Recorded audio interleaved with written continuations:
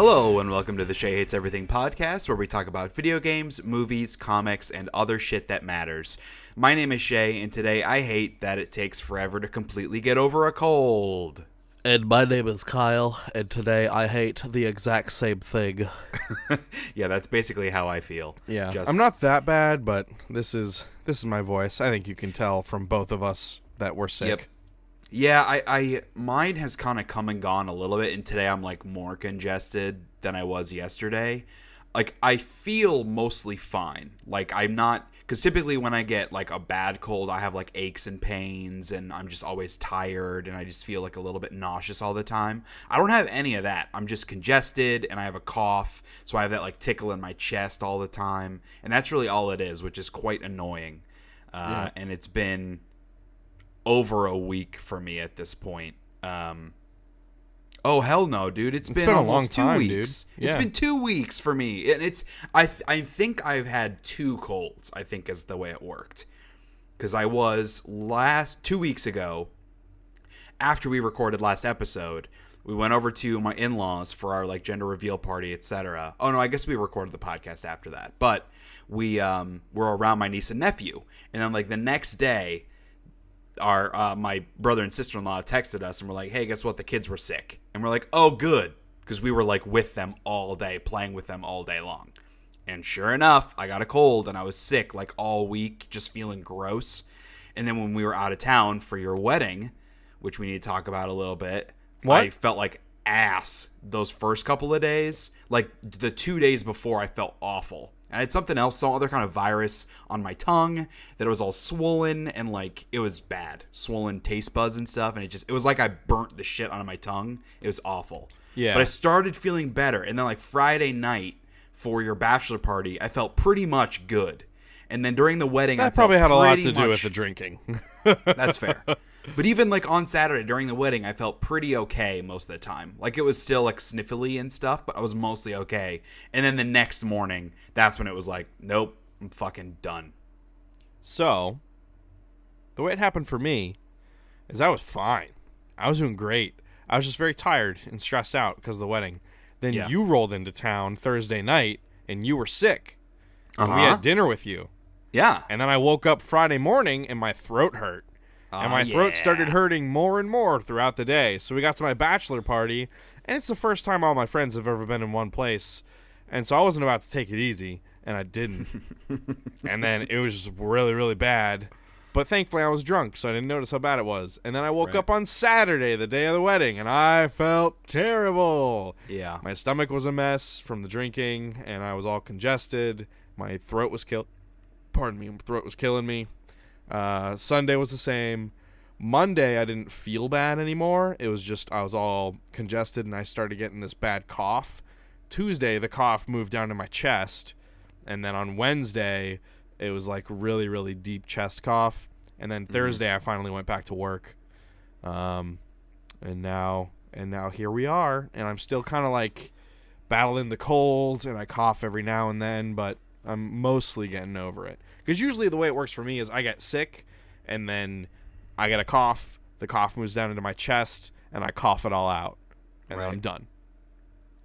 Yeah, my wife has started getting sick the last couple of days. Uh-oh. And so it's like, as I started feeling better, she started feeling worse, and then I started feeling worse again. So that's why I think it was like I got hit with it twice in a row, or even like frankly probably 3 times. Because it was like my niece and nephew gave it to me, and then I was starting to feel better, and then all the stuff with the wedding, and we were outside, and it was cold, so then I felt awful those next couple of days. And then like Tuesday, Wednesday, I started feeling like pretty okay. And then the Wednesday afternoon is when it started picking back up. Or no, I guess it was Thursday afternoon. And that's why I worked up from home on Friday, just because I felt like shit again. And so today, on a Saturday, I'm not feeling awesome. But it's mostly just the congestion and the cough. Everything else is pretty okay. Have you taken any like antibiotics or anything? No, I'm not allowed to take antibiotics. My wife vetoes them. But I'll take Dayquil, but that's it.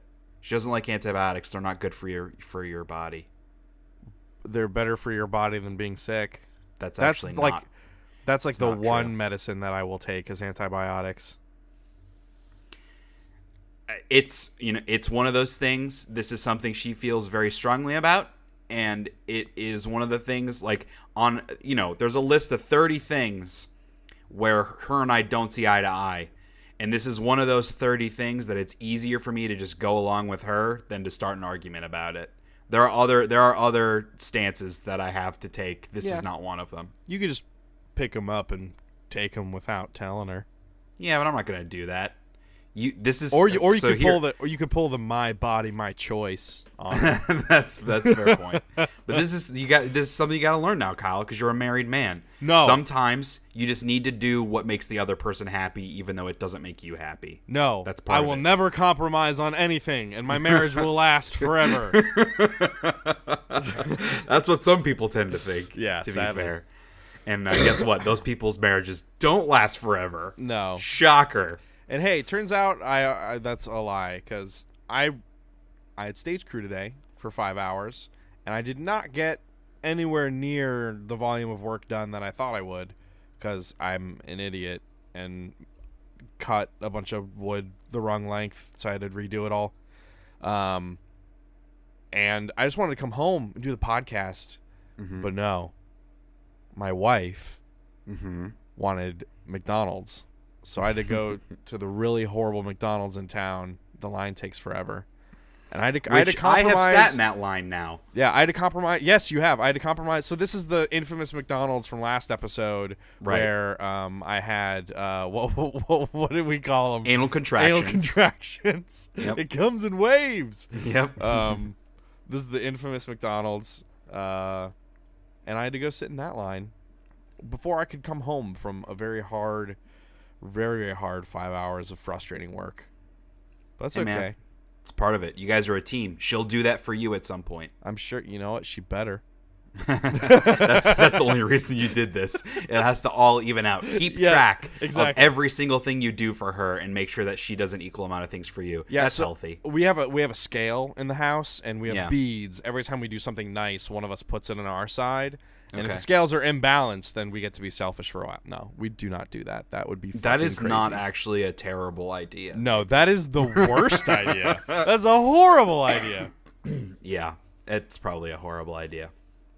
But all that said, you and I are both getting over being sick, so we'll try to avoid it where we can, but apologies in advance for any coughing that may happen or sniffling that may happen. We're also both married now. That's right, man. We have Isn't that it in good common. to say your wife?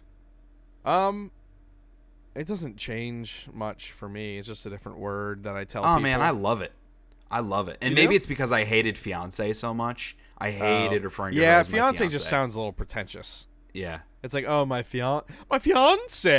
The poor baby. Yeah, I like it, man. I like saying my wife. Yeah. It feels cool. Maybe you'll get there. It's only been a week. Yeah. Hey, to the day. That's right, man. And actually, to the hour. We're recording this at 4 on a Saturday. Well, I guess not really to the hour, because you wouldn't have been officially married yet. Oh, yeah. I'll stop the podcast in about 10 minutes. Yeah. Well, do you know actually what the minute was? I wasn't keeping track. No, because we told everyone not to have their phones out. Yeah. So we don't know. It's nebulous. Yeah, it could be any time. I would guess somewhere between 4:15 and 4:25. Yeah. Judging from the length of the ceremony. Yeah. It's probably a good guess. I'm going to say 4:20 because 4:20. I was just going to say it's got to be 4:20. That has to be the one. That was like when we adopted our dog and we didn't know his birthday, and they said it was sometime in April. That's as big of a guess as they could make. And we were like, okay, well, his birthday's 4:20 just because. Why not? So our boy was born on 4:20. Yeah. So you're married. Uh-huh. So what do you want? Do you want to talk about the wedding at all and how stuff went? And it was good. Yeah. All right. Cool. I was sick, but it was good. It was good. She had a lot of fun. Well, I hope you also had fun. You had fun. In spots, yeah. I'm like just happier about like having all my friends in one place, and you. Sure. And you, because you're one of my friends, Shea. You included. Man. So yeah. It was good to. That was my big takeaway. Apart from the woman I spend the rest of my life with, apart from the ceremony, which was a lot of fun. Oh, okay. I guess I should tell that story. So, I had a medieval Renaissance wedding. Whoever's listening probably knows that already, but in case you don't. So, during the ceremony, I wore a suit of armor. Not like a full coverage suit of armor. It was like plates and parts like that kind of cover the front and some of the side.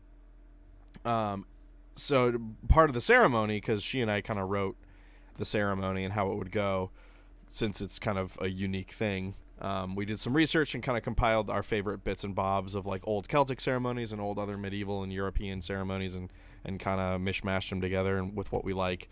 So there's a part where all of the groomsmen and myself have to get knighted, and that's kind of how it starts. So I have to kneel in all this armor. So the pants I'm wearing are pretty tight. And so I get all the armor on before the ceremony. I'm like, I should practice kneeling because this armor is kind of ungainly, and I don't want to accidentally like fall over or whatever. Right. So I should probably practice. Be pretty memorable though. Yeah.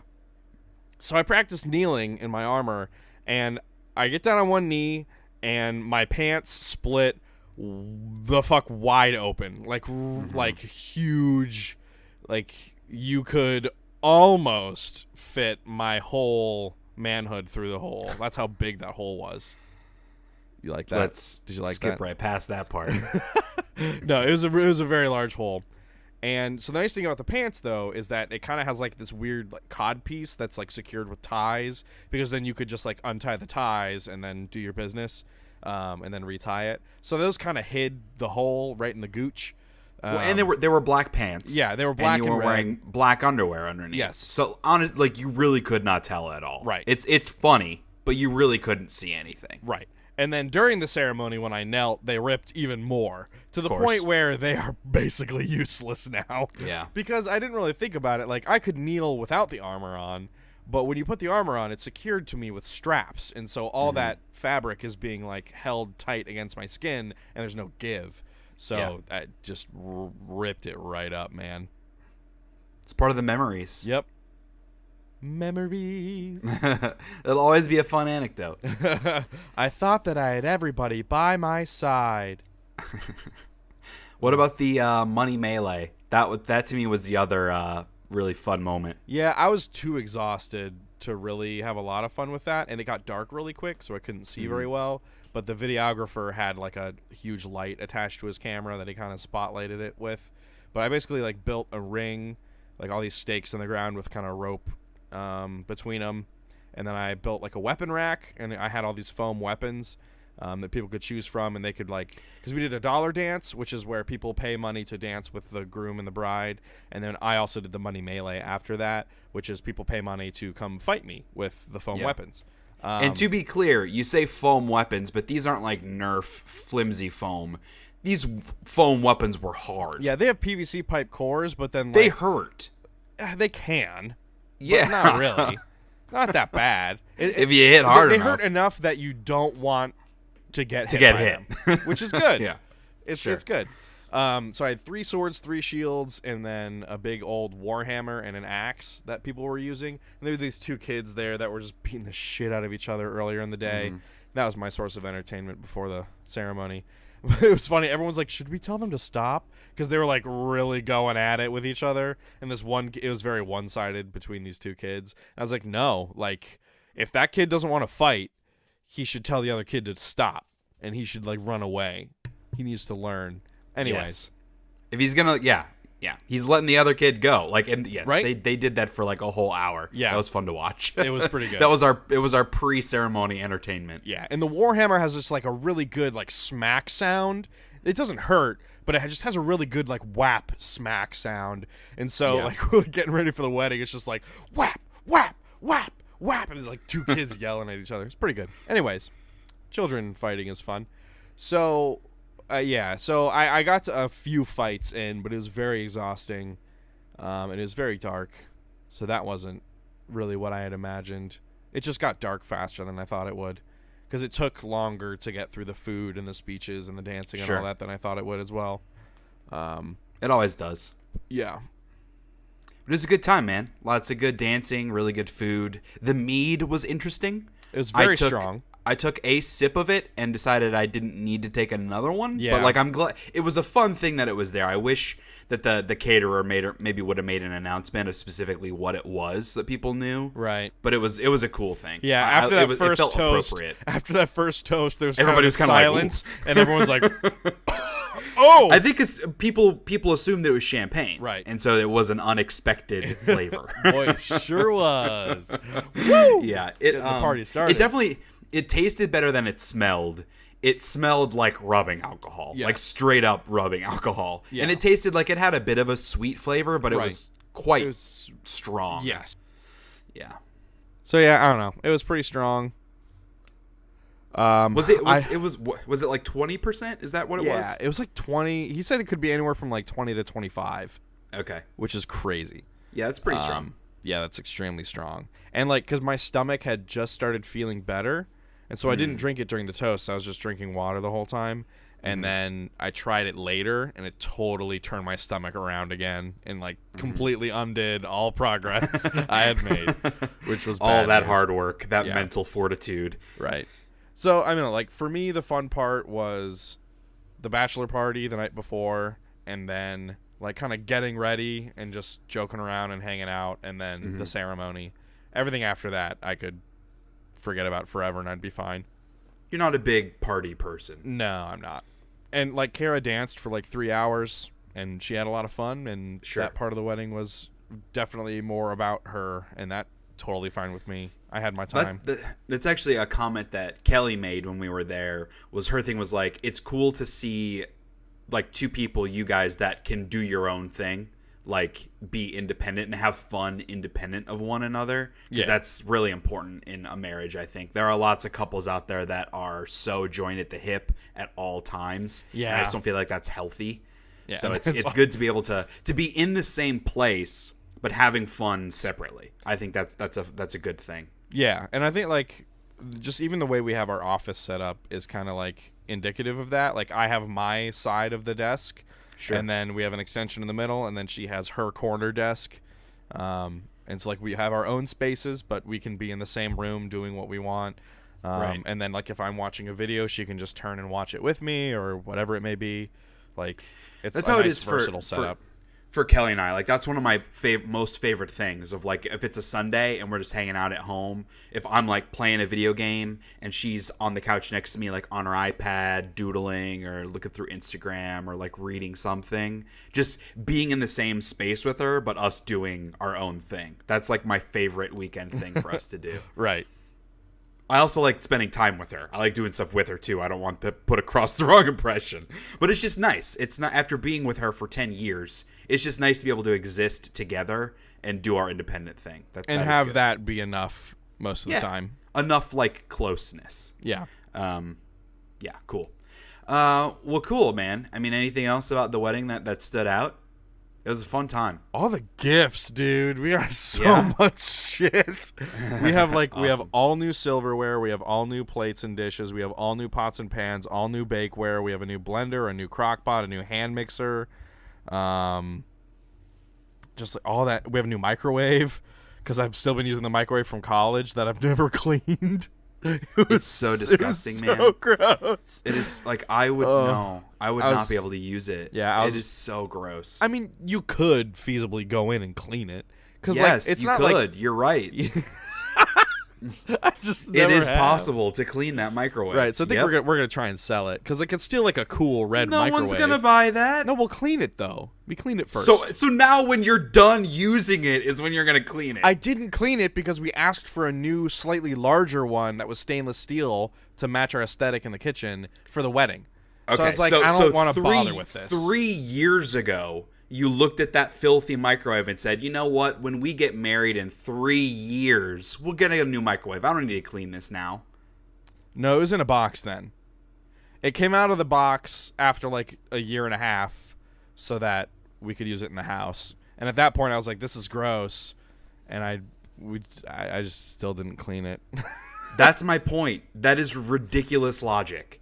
You are using the disgusting microwave. Now you are done using it, and so you're going to clean it. It makes no sense. So we can sell it. I Well, also, okay, here's my thing.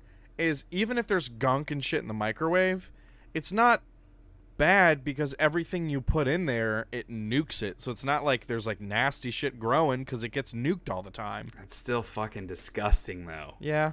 Like, I'd be able... Oh, I don't even want to talk about it anymore. It's disgusting. Because, like, it doesn't mold or whatever because it's been nuked so many times. It's sterile. Ugh. It's fine. It is... And I don't mean this in a mean way, but so that people listening, you need the perspective. It is not even close. It is the most disgusting microwave I've ever seen in my entire life. It is not even close. It is so disgusting. How many fucking microwaves have you investigated? A ton. I've seen a ton of microwaves. I've been in college dorm I'll take that rooms fucking medal, with dude. cleaner microwaves than that I'll take that medal. You can put it on my tombstone, bro. Ugh. Dirtiest microwave. Here lies Kyle, king of the dirty microwave. All right. Well, what do you say we talk stuff. about something else besides your dirty microwave? Yeah. That's fine. All right, last week it was my dirty asshole. This week it's my dirty microwave. Oh. No. Also, okay, so our plumbing has a problem where like it gets backed up really easily. So this past year, like not that long ago, we had to pay a dude to come and snake our line to like clean it out, and it's already fucking like backing up and clogging again. Like when we run the washer, it comes up in the tub. I'm pissed because it's like $100 and we have because like the outflow is on our front porch next to our front door. So, like, toilet paper comes up out of there and, like, shit water. Ugh. Yeah, I'm pissed. Like, we use Drano all the time, and, like, it pisses me off. It makes me wonder if, like, we need new pipes, which means I have to dig up the front yard and it'd be thousands of fucking dollars. Yep. Which isn't happening, so. All of this is, like, makes me panic about buying a house. Well, like, whatever. Like, you could still use the stuff. Like, you just... Use Drano. Be very stingy on how much toilet paper you use. Don't run the washer when you're taking a shower. Don't flush the toilet when you're running the washer. Like you just adjust until you can afford to get it fixed. I know it's just all of the unseen costs. That's what it is. That stuff makes me panic. But that's what homeowners insurance is for that stuff, like the bigger stuff. I guess. Well, all right. What do you say we dive in? Sure. So I finished Spider-Man, which was a big thing. You got the platinum? I got the platinum trophy. So I was really close to the end of the game, and just because I'm kind of OCD, I wanted my last trophy to be beating the game. Like, I didn't want to load back into the world and still have to do a bunch of side stuff, so I did all of it at once. And I'd kind of piecemealed through. I had already found all the little backpack collectibles. I'd done a bunch of the side challenges and everything, but it was just really mopping it up. The thing that was the most tedious is they have crimes, like these emergent crimes that happen. Just as you're like swinging around the city, it'll be like, oh, hey, someone's stealing this car. Or like, oh, hey, the Mr. Negative enemies are beating up citizens and that kind of shit. And those were the ones that took the longest because I had the most of them still to do. Because there are so many different types. Because, like, obviously, inside New York City and Manhattan, there are, like, 8 zones, right? And you need to 100% each zone in order to get the Platinum Trophy. Inside each zone, there are, like, 2 research stations, 3 backpacks, a fucking pigeon that you have to chase down, a Fisk hideout you need to take over, a Mr. Negative hideout you need to take over, a Sable hideout you need to take over, a prisoner hideout you need to take over. And all of those are like the big combat challenges where you can sneak for a little bit, but eventually it just becomes like you have to beat 50 dudes. And all of those, like, everything is fun to do. Even the crimes are fun to do. But so there are, like, everything I just described, there's like 2 of them in each zone. Except for the crimes. There are like, you have to do like 5 Mr. Negative crimes, 5 escaped prisoner crimes, 5 car theft crimes, 5 other crimes, 5 other crimes, and then 5 other crimes. And so, like, that content, there's so much more of that stuff than there are all the other challenges that becomes really tedious. So at the end of the game, I'm just in a zone, swinging in circles, waiting for one of them to pop up, and that's just not really fun. Yeah, that's obnoxious. So, and I did a really good job, I thought, of doing the side activities whenever they were nearby me. And so I feel like it just shows that it was just unbalanced in the development, that there are too many crimes that you have to do. So anyway, I knocked all that shit off, beat the game. So I got the platinum. I'm glad I did it. Like, I fucking loved this game. I'm glad I got the platinum. And especially, I always love getting platinums where you don't have to beat the game twice. That's always a big plus for me, because I just don't have time to play through a huge game like this twice. But so I was kind of surprised, because the game has, and I've heard other people talking about this, the game has a very, like, in general, very positive outlook on New York City. And it's kind of like Peter Parker's filter that he puts on the world, and it's just kind of like optimistic. Even if bad stuff's happening, it's still just like there's hopefulness there, and that's very refreshing in all these post-apocalypse fucking dark ass games. I really liked that. Okay. The end of this story fucking goes places. Like, it gets pretty dark, and that was surprising to me, and also, like, not disappointing because it was effective, but it was like kind of clashed aesthetically with the rest of the story, where, like, it started taking, it's not that the earlier part wasn't taking itself seriously or that it didn't have gravitas, but there was just that, like, positivity to it, that fun aspect, even when bad stuff was happening, and it lost a lot of that fun aspect right towards the end of the game, so which why it just felt a little that is? Like, why do you think they chose to do that? I just there's a big emotional moment that happens, and obviously they want that moment to have a lot of weight, and so they can't play it light. They have to really make it heavy. And so, and I get why they would do that, and it was effective, but it just felt too different in tone from the rest of the game. So it wasn't as effective as it maybe could have been. I don't have a better solution, given, like, that's the story beat that they wanted to happen. I don't know how I would have played it to make it better, but that was just something that stood out to me, and it kind of like broke the immersion a little bit for me playing the game at that moment. So that's just weird, because I feel like a drastic tonal change like that would make it more effective. Do you think it just wasn't as? So I don't know. Like, why do you think, was it just not as effective for you, or do you obviously, like kind of objectively think it was not that effective? I mean, I feel I can't say it's objective, because it's just my opinion. Right. But I do, and like I said, like, I don't have a solve for this. I'm not the game developer, but at least for me playing through it, the weight of that last moment didn't hit me with as full of force, because in my mind I was like, ooh, this feels weird compared to the rest of the game. Like, it just broke that immersion a little bit. Okay. But it's still an absolutely phenomenal game. Definitely very high up on my top 10 list. And it's interesting because playing through the whole game, you know, I always like to compare stuff, right? Even stuff that's kind of apples to oranges. And so I look at this game compared to God of War, which up until this point, God of War has been like the game for me this year. I still have issues with it, obviously, but my overall experience was overwhelmingly positive.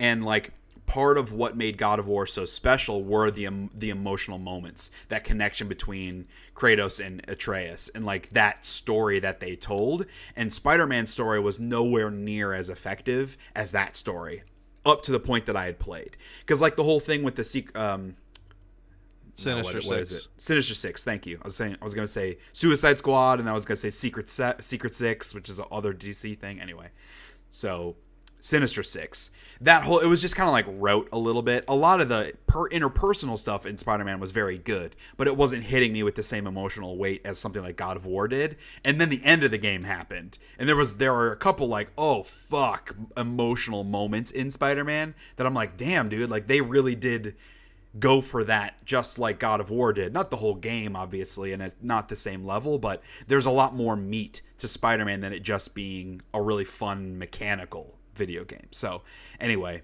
it's just an interesting comparison between the two, because they're obviously very different in what they're going for, but they do hit similar narrative beats throughout the stories, so it's cool. But do you think if they played it lighter, like throughout the whole thing, including the ending, that you would have enjoyed it more as a whole package, or do you like that they changed it, even if it might not have been like as effective for you? I mean, do you still? I mean, clearly you still appreciate what they were going for, but do you think it like in the end it benefited the end product or no? I would say I would not have liked it as much if the game was more serious. So its kind of hopeful attitude, I think, was really, really a positive decision. Like that, it's just so refreshing to play a game like that. Just because Right. Big open world games with the big focus on characters and story, they're all dark. Like they're all so fucking depressing. Because that's just true. the way that stories are. Movies are the same way. Like you're never gonna find a really, really solid character movie that's a comedy. They just like that doesn't really happen that often. And so this is kind of the same way.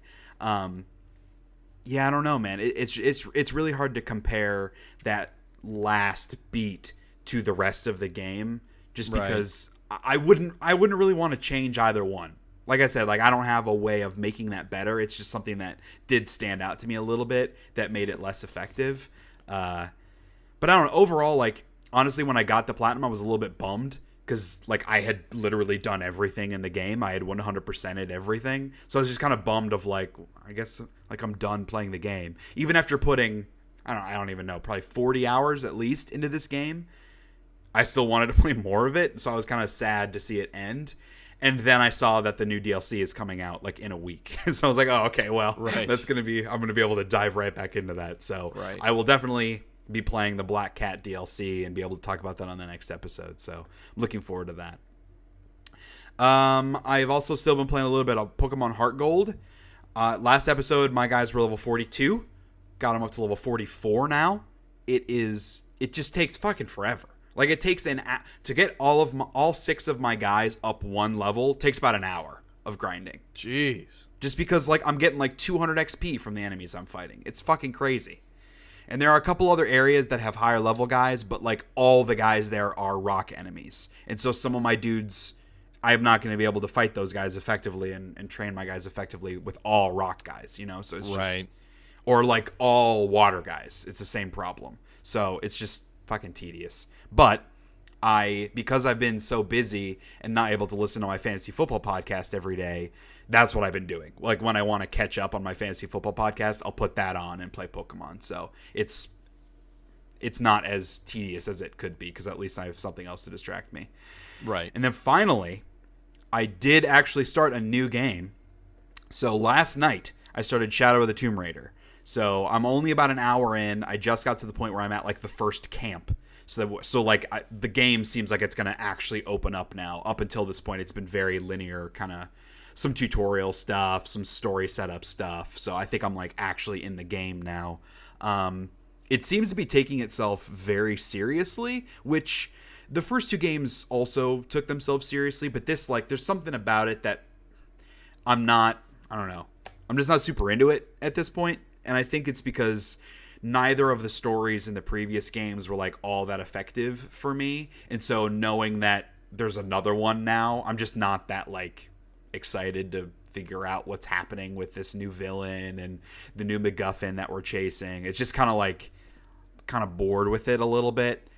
So hopefully once I get more into the meat of the game and doing a little bit more of the exploration and the tombs and stuff, that's what I like in these games, is the gameplay part of it. So hopefully that connects with me as well as it did in the first 2.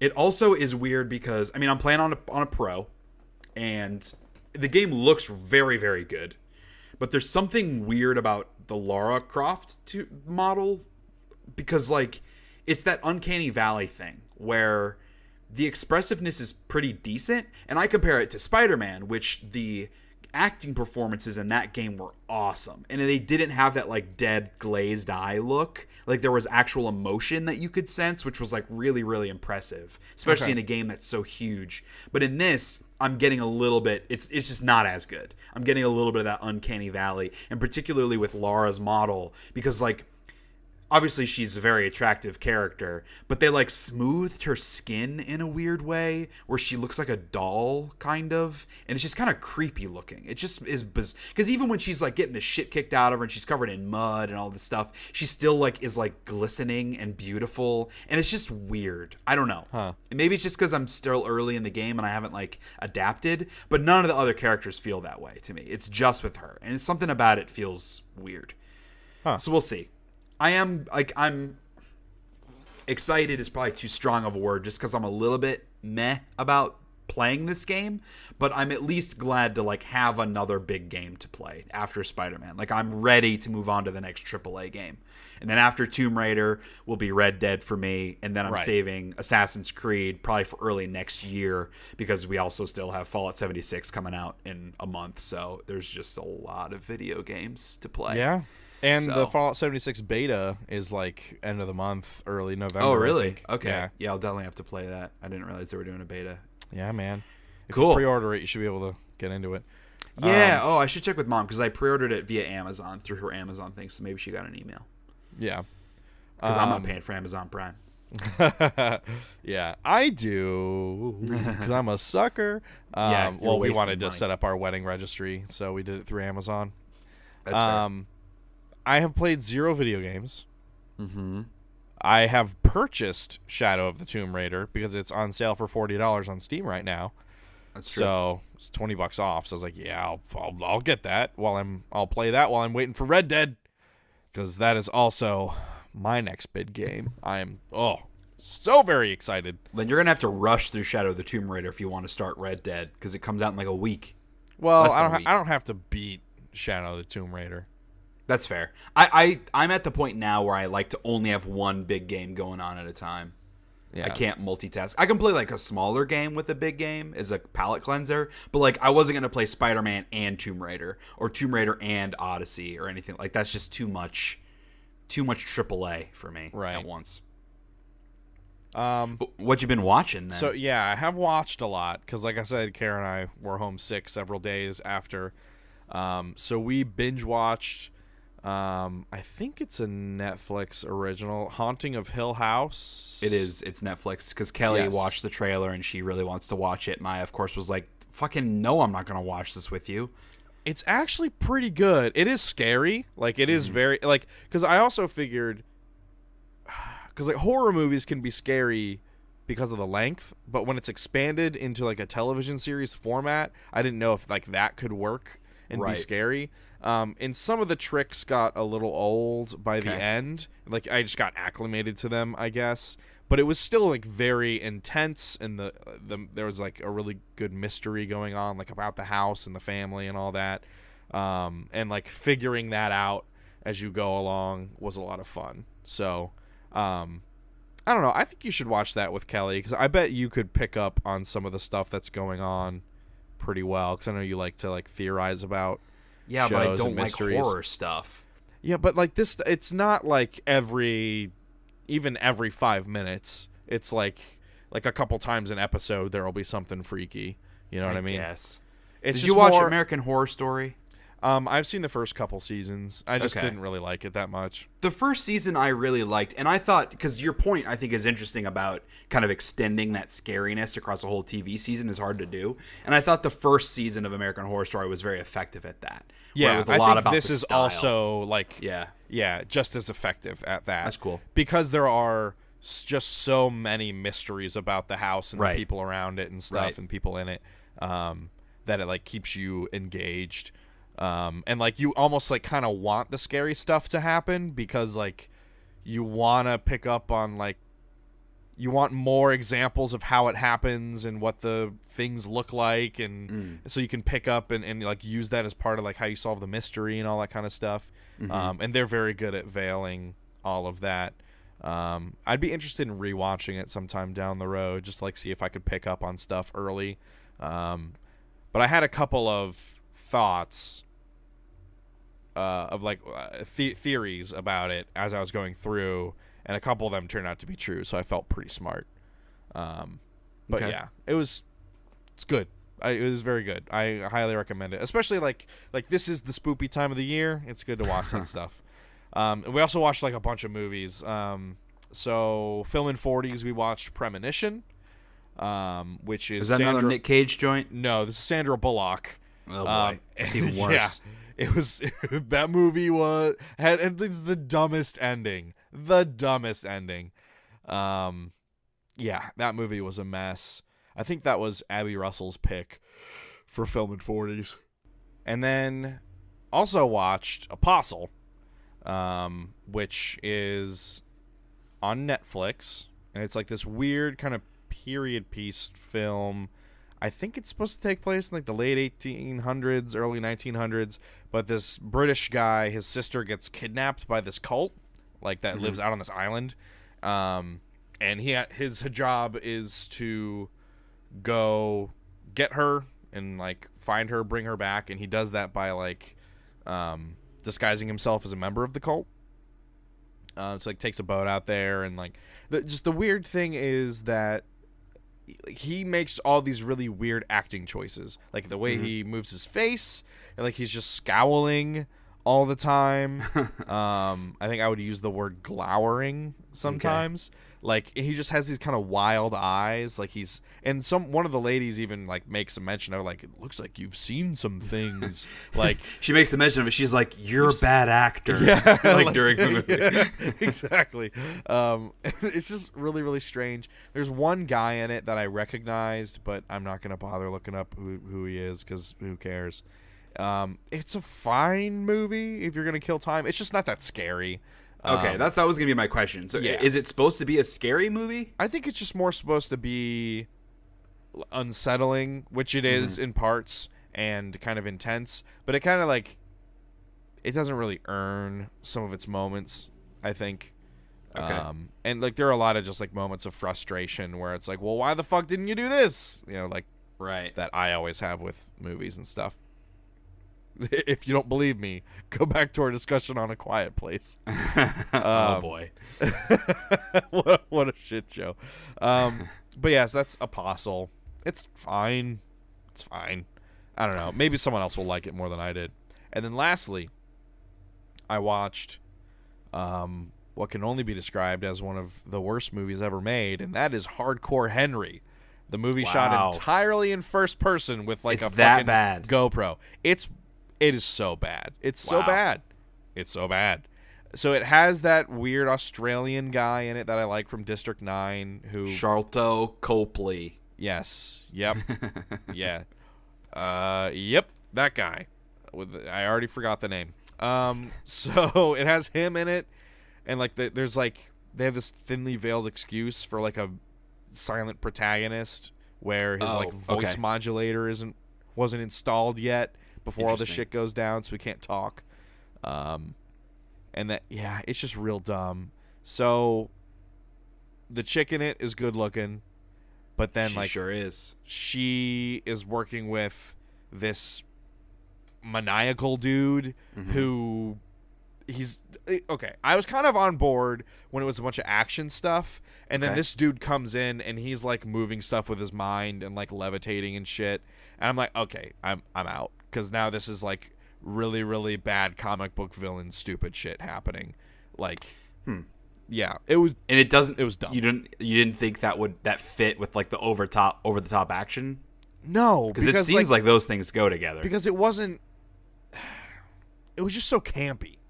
And the guy, like, he had like all white hair and like the stupid contacts in that make his eyes look like they're glowing.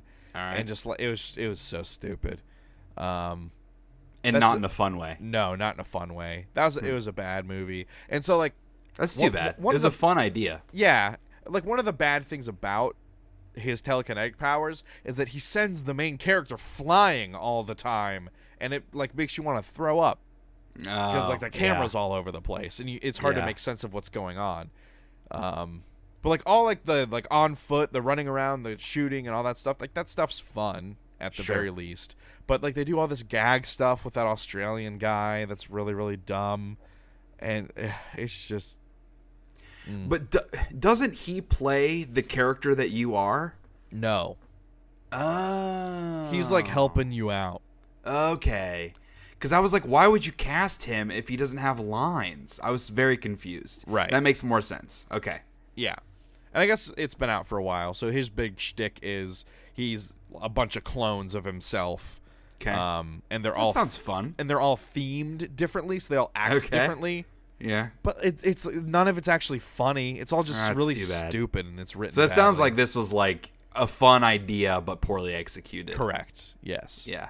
And I guess maybe that's why it was a bigger disappointment, is because I was really hoping for more of a yeah, fun I remember seeing the romp. trailers and being well, I mean, assuming it was going to be very stupid, but assuming it was going to be like the fun, over the top idiocy kind of stupid. Right. And it sounds like it's just stupid. There are parts of that, but it just felt really like juvenile. Like it felt like it was marketed towards underclass high school kids. Right. That's too bad. Yeah. And then I guess last thing, I'll just go ahead and throw this in here. I'm almost done with the book Thrawn Alliances. Also written by Timothy Zahn. He also wrote the other Thrawn book. So all right. So I really like their portrayal of Thrawn because it's a little different than what they had in Legacy canon, where in Legacy canon he was basically like a supervillain, and I guess kind of he still is, but like you and I were talking about it a little bit before, and you said it sounds like they're maybe going as like an anti-hero twist, which kind of feels more on par with what they're doing. I feel like that's a good way to describe it, because like Vader rules his crew through fear, and like their motivation is, hey, I don't want to die. And Thrawn, he motivates his crew through like, because he is so good at what he does, and he operates on a level that's so much higher than everyone else, that it motivates his crew to be more like him, and so any acknowledgement they get from him is a good thing, and they want to earn that acknowledgement. Right. Which is like what a good commander would do. And so like he's like a good one of those. Yes, he's still working for the Empire, but like he seems like he's doing good within the Empire as far as like I can tell. And like so it's kind of split in two time periods. There's one where it's like Anakin and Padme and Thrawn, and the other one is Vader and Thrawn. Mm-hmm.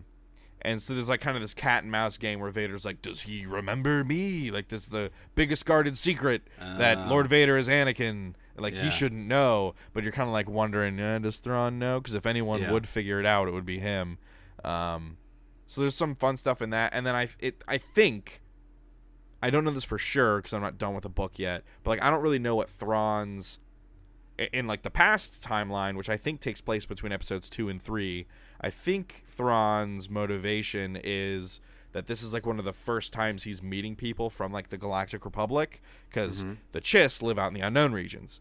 And so like this is on the border of the unknown regions is where it takes place on this planet. And so like Anakin has never seen a Chiss before, and there's no record of Chiss. So like I think this is kind of like a first contact thing for them.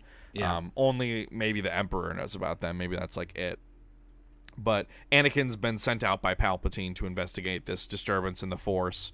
And that's where Anakin meets up with Thrawn. And Thrawn kind of helps him solve this mystery. And then jumping forward in the future, there's another kind of... Or no, I'm sorry. The disturbance in the Force is Sidious sending Vader to investigate with Thrawn. The past thing is Anakin's looking for Padme. Because Padme went out there to chase a lead on a thing. That's what it is. And I think the like future thing happens between episodes 3 and 4. So I think past is 2 and 3, and the future bit is between 3 and 4. I think. Yeah. That's cool. I mean, given that it's Timothy Zahn, like that alone would make me check it out. Yeah.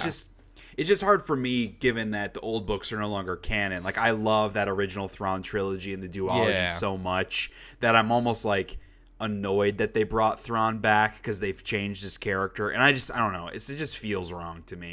Yeah, it doesn't seem like they've changed it significantly. They just... Well, I mean, if they're making him an anti-hero... Yeah, they made him more of someone that, like... I think they took the fact that he was, like, a fan favorite and maybe tried to write him in such a way that he's more of someone you can root for, even though he's on the wrong side, quote-unquote. But, like, but that's not necessary. He was already a fan favorite as a villain. Right. Like, why do you need to make him an anti-hero character?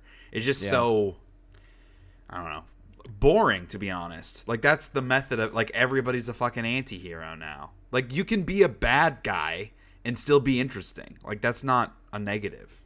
I don't know. Yeah. I don't know. Like, read it and decide for yourself. No, you're right. I guess. And yes, I haven't read it, and I haven't seen is it Clone Wars or Rebels show where they brought him in? I think it was Rebels. Yeah, and like I haven't seen that, so I haven't seen any of the new Thrawn stuff, so I can't speak from experience. It's just the idea that they would bring him back and change this character just rubs me the wrong way. It felt kind of like they were doing it because he's a fan favorite, not because they actually had something to say with that character. Felt the same way about Darth Maul when they brought Darth Maul back. It just felt pointless. Yeah. Oh, well. I don't know, man. Like, I'm liking it. I just wish it wasn't about Anakin, because Anakin sucks. Yeah, he does suck. Anakin and Harry Potter, they both suck. Well, I've also been watching some stuff. So we're still plugging away at the league. We are on season 4, I think it is. And early on in season 4, so the character Andre, who's the dude with the gap tooth, he's kind of like the bald, sad sack character that everybody makes fun of. He has a storyline where, like, he gets engaged to this girl, and they're getting married, but she's deathly allergic to his semen. And so there's a whole bit about that because they can't have sex because she's allergic to his semen. Like, just his? Yes, just his. It's a real thing, I guess, like allergic to some kind of, something, I don't know. But they're at the wedding, right? And the wife doesn't want them to do fantasy football at the wedding. And of course, they do fantasy football at the wedding. And so she gets all mad and she confronts him about it. And he had just been jerking off because he was originally saving himself for their wedding night, but he got warned by one of the guys about the juggernaut. And so he wanted to. I know they have a funny. This is where I go back. It's like Seinfeld, but for terrible people. They have a name for everything, but it's always disgusting. And so they make a whole joke about her, and she has MLA, which stands for mouth like anus. And so the way her lips are, it looks like a butthole, is basically what they're saying. Anyway, so she's confronting him about the fact that they had fantasy football there, and she's all mad. He had just jerked off into a napkin, and she's crying. And of course, she reaches for the napkin to wipe her eyes and rubs the semen in her eyes and goes blind and then dumps him at their wedding. And so he's like just standing there, and all the other dudes are like standing there like making jokes about it. And he's like, as the ambulance drives away, he's just like standing there like looking all downtrodden, and they're like laughing and joking around. And it's just like really dark, even for this show. Like, it's really fucking dark. Sounds like he's better off. I guess. Maybe he should find someone who's not allergic to his semen. Yeah, fair enough. And I mean, he like, obviously it's a television show, it's not real. His character is hilarious because he's such a tool bag. Like he dresses all, like he wears the Kevin Federline collection. Like they always make jokes about how terrible his clothes are because they're all very like Jersey Shore style dude clothes. They're just awful. Anyway, and he has bad taste in everything, and he's a plastic surgeon, and they make fun of him because of that. And anyway, it's a very funny character. It's a very funny scene. But that in particular, as I was watching, I was like, dude, this is fucking dark. Like, I don't remember it being this dark, but boy, it was a bummer. And then I'm still watching Agents of S.H.I.E.L.D. So I'm only like 9 episodes into this season, and I feel like they're already at the end of the whole future Kree thing. They're like wrapping that up already. And I'm like, I'm not even halfway through the season yet. It's just crazy dude, how fast they run fit through like stories. 4 arcs in the season, man. It's nuts. But I did like the episode that was what was going on with Fitz, because they bring back Lance Hunter for that episode, and I fucking love that character. So I was glad to be able to see him. I'm hoping they find a way of like bringing him back again into the cast. I'm not going to count on it though, but we'll see. And so what was weird though is like when they go back to the future, I mean, spoilers for season 5 of Agents of S.H.I.E.L.D., but Fitz is like pretending to be this like badass marauder, like one of the baddest dudes in the fucking galaxy, and I just don't buy it for a second. Like, I don't know why. I don't know how I'm supposed to believe that he's this like mass murderer. I just don't buy that at all. And I have a hard time believing anyone else in the room bought that. He just like, he isn't badass, and he's like trying to like act all tough and stuff, and it was a little corny, I thought. Yeah. But it's fun. I mean, it's just a fun show. So I'm like very curious to see where the story is going from here, because they're in the future being imprisoned by the Kree after the Earth has been exploded. Now what? Like, now I have no idea where they're going to go with it. Just you wait. I bet it's going to get fucking nuts. So I'm excited to see that. And then last night we started part 2 of Making a Murderer, which Netflix just released. Did you guys watch Making a Murderer? I watched the first season. It was really fucking good. And so they put out this second season, I guess, or part 2, whatever you want to call it, which the beginning of it is focused very much on like what was the aftermath of this documentary. Like it was such, everybody watched this thing. And so it totally changed the way people looked at the events of this, and just like people being so convinced of this dude's innocence that like they're sending death threats to the prosecutor that put him in prison is just like shows how awful human beings are. Because like, right. Yes, do I think that he should not have gone to prison? Sure. But it's not because I don't think he did it necessarily. Like, I don't know for a fact he didn't do it. I don't think he should have gone to prison because there were enough holes in the story the prosecution had set up where there is a shadow of a doubt. Having sat on a murder trial jury before, I can speak from experience about that shadow of a doubt. That's my problem. I'm not going to say definitively he didn't murder this chick because I don't know. So, like, the fact that these people are, like, writing letters to him of encouragement, like, he's still in prison. Like, it's until he's officially exonerated with, like, DNA evidence or some literal proof that he did not commit this crime, I'm not going to, like, act like I'm on his side. It just seems weird to me. Like, people are fucked up. People are fucking weird. So anyway, the whole second season is all about this wrongful imprisonment lawyer that comes on to help him try to get out of prison. So it's a lot from her perspective. And the part that I really like about the show, too, is how they dive into the actual law, like what they need to do to prove this and the actual legal ramifications and how the judiciary system works. And that's all really interesting, but also shows like how fucking bad our system is. Just like all these loopholes that exist and like things that need to happen in order to XYZ. And there's the nephew, the guy who's kind of like borderline has a learning disability that was in prison because theoretically they coerced this false confession out of him.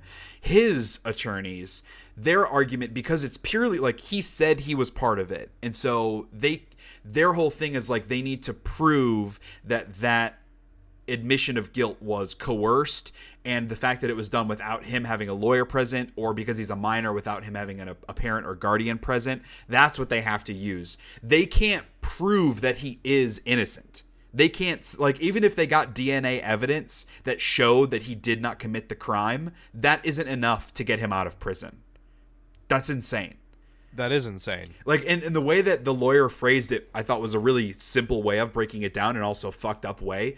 She said, you have no legal right to not be in prison. Like, not being imprisoned isn't a right.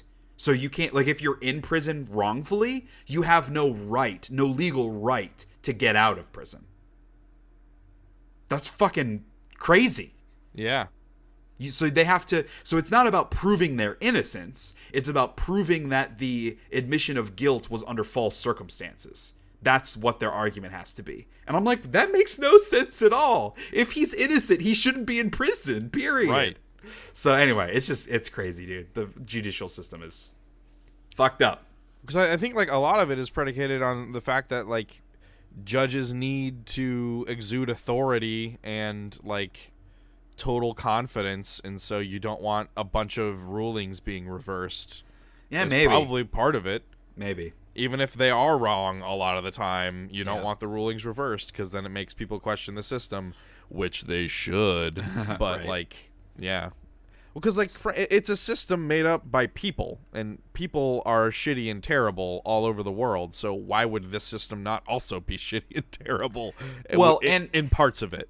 It's still a much better system than the vast majority of the world, and it's more just about like the system is not infallible, I guess, is more of my perspective. Like, it isn't just because it's one of the best out there doesn't mean that it's perfect.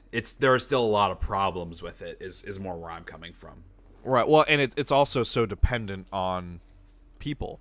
Like, the law should be objective, but it is so subjective. Yeah, but it's kind of impossible to make it purely objective just because of the way that crimes are and work. Like, at the end of the day, it's still people deciding one way or the other. Like, there are very rarely enough facts to prove something. Like, the murder trial that I was on, he didn't get caught on camera stabbing a woman or have a knife that had his fingerprints and her blood on it. Like, there was nothing like that. It was all about the entire circumstance. The entire narrative of what happened was what the proof was that he was the one that did it. So very rarely is there that, like, one linchpin, the smoking gun, as they call it, the proof point that it happened. And so if that was the only way we could convict of murder, there would be a lot of people getting off on crimes. And that, I don't think, would be a positive thing either. So there's no perfect way of doing it. It's just more about, it's important to talk about where the problems do exist, because we should only ever be trying to make things better. Right. Yeah, I guess I would rather have guilty people on the streets than innocent people in a prison, if that makes sense. I get it. I don't want to look at it that way just because that sounds I know terrible. It doesn't have to be one or the other. Right. Like, that's why we want to improve the system and make it better. Yeah. That's the opposite of what Dwight says on an episode of The Office. Yes. Some quote of his of, like, better 1,000 innocent men go to jail than one guilty man walk free. Exactly. I'm going to take a hard stand in the opposite direction of Dwight Schrute. Right. That's probably a fair thing to do.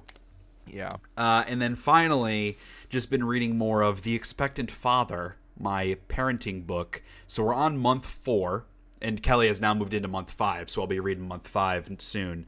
But month 4, the kind of like takeaways for dad was all about financial planning, of like setting up a college fund and life insurance and setting up a will and all that kind of shit, which was like terrifying, I guess. Yeah, terrifying. That's the word I would use. Yes, terrifying. So hopefully month 5 has something nice about like, hey, here are some ideas of creating the nursery room. That's the stuff that I want to read. Not, it's going to cost $500,000 to raise your child at a minimum. So that's, yeah, hooray. It's a bundle of joy. It's a lot of money. It is. That's it $500,000. Is. Yeah. That'd take me a long time to earn $500,000. Yep. That would take me 20 years. But the thing I come back to is, like, millions and millions and millions of people have made this work. So we're going to be able to make it work. Like, that's what I keep telling myself to put my mind at ease. It's just, it's still a lot. It's still stressful, regardless of how you try to look at it. So, what say we move into some news? Yeah. So, a bunch of video game outlets, I know IGN, GameSpot, and Game Informer, I have all seen elements of this, have put out Fallout 76 gameplay. So, like, big chunks. I think you said Game Informer had, like, a 3-hour session, right? Yeah, because a lot of these news outlets were invited to go play for 3 hours. So I assume some of them condensed the footage down to, like, the most important That's what IGN parts. did, yeah. I watched Game Informer IGN's split it into 3 video segments. Okay. I think it's, like, 2.5, 2 hours, 45 minutes. Okay. So, I should probably watch someone else's, because I only watched IGN's, and that's only one part of it. After watching it, because I skipped through some bits, but I watched the majority of it, I am very worried about this game now. It didn't look good. Like, at the bottom line, it didn't look fun. It looked empty and boring. Did you feel differently after watching the Game Informer stuff? Like, were they commenting over it? So they didn't capture their talking audio, but they talked over the footage afterward. Okay. So with IGN, it was just gameplay. Like, there was no voice or anything. It was just the game. And so I know, like, if you and I are playing together, we'll be chit-chatting and talking, and that makes anything more fun. But just thinking of, like, hey, if I want to play this game by myself occasionally, at this point, I'm looking at this and, like, I don't want to do that. Because So Fallout 4 is, and Fallout 3 and Skyrim and all those other single-player games, they are huge worlds, and they are long, and there are huge sections where there's nothing, but it's immersive. You're immersed in this world because of the music and the NPCs and the stories and the ambient things you discover. The gameplay I saw of Fallout 76 was just lacking most of that. So all the music that was playing was just like ambient world music. Like, it wasn't like a radio station thing, and that, for one, makes it so much more boring. Yeah, well, I think there are radio stations. Okay, maybe that's better. But, like, just vast open areas where nothing happens, and, like, there are no NPCs in the game other than occasional robots, and so it's just like the world just feels empty at a bottom line, and that's just, I don't know, it just makes me really nervous. And there's some other, like, gameplay stuff, like with the VATS system. It's because it doesn't slow down time, obviously, because it's all multiplayer. So instead, it just, like, auto locks on to the enemy and hits them at whatever percentage of VATS, but your gun doesn't lock on. It's just like I'll be aiming straight ahead and the enemy is to my right, and I still shoot them anyway, and that just seems really poorly designed. Yeah, that part of it's weird. It just seems fucking dumb as hell. Well, yeah, I think is what, like, VATS was never intended to be real time, and so, like...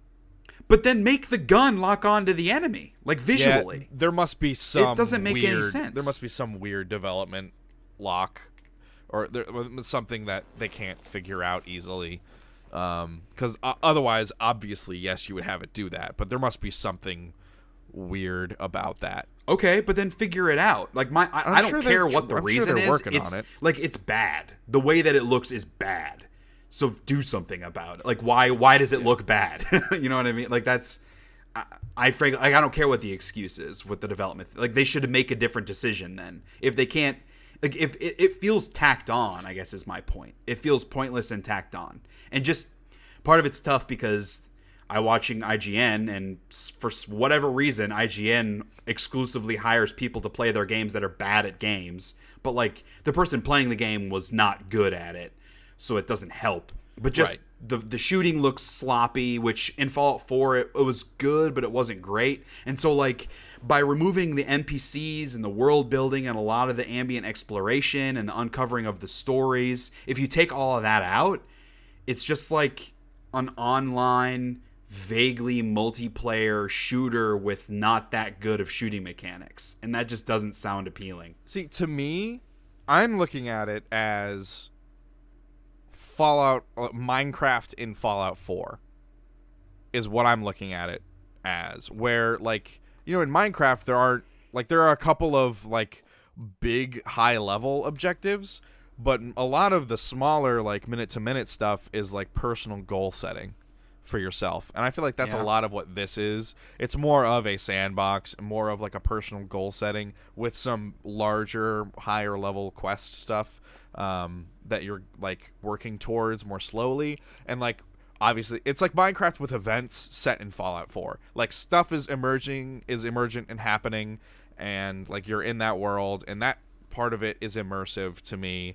Also, a lot of what I saw from Game Informer is a lot of the areas you enter, like, you want to be on the lookout for notes and holotapes because they're going to lead you towards, like, item caches and, like, hidden stuff. Because, like, people would squirrel things away.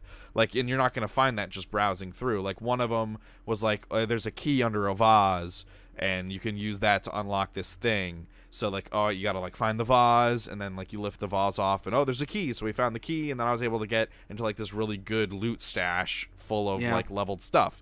And, like, there's a lot of things like that where it's like environmental storytelling, which I think they've always done a pretty good job with. They have. It seems like they're packing that sort of stuff in because they know there's a lack of NPC, of direct storytelling, so they want to give you more emergent and more environmental storytelling to pack that in, with the assumption that you're going to look at it like a Minecraft where there's personal goal setting, or you're going to be working with people. So like you're going to be chit-chatting with them during it, or like you're going to be team goal setting. Like, hey, we want to like go investigate this area today. Let's go see what that has. We're going to relocate our camps to this place or whatever. And so I don't know. Like I'm still my big takeaway from the footage was there are some areas where the frame rate's bad.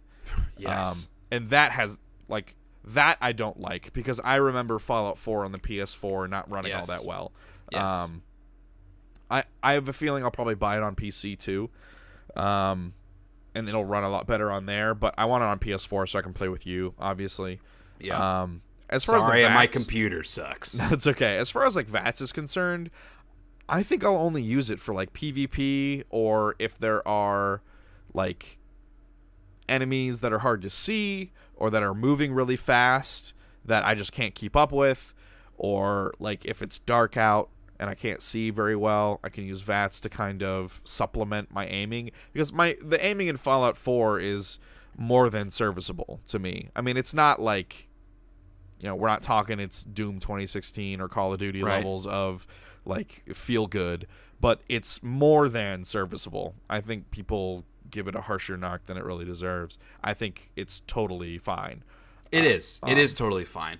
My point wasn't that it was bad, but just that like I don't care about it not being amazing, because so many other parts of Fallout 4 were amazing, and a lot of those other parts aren't in Fallout 76. Sure. And that's what makes me nervous about it. And the individual goal setting, looking at it like Minecraft, that all makes sense to me.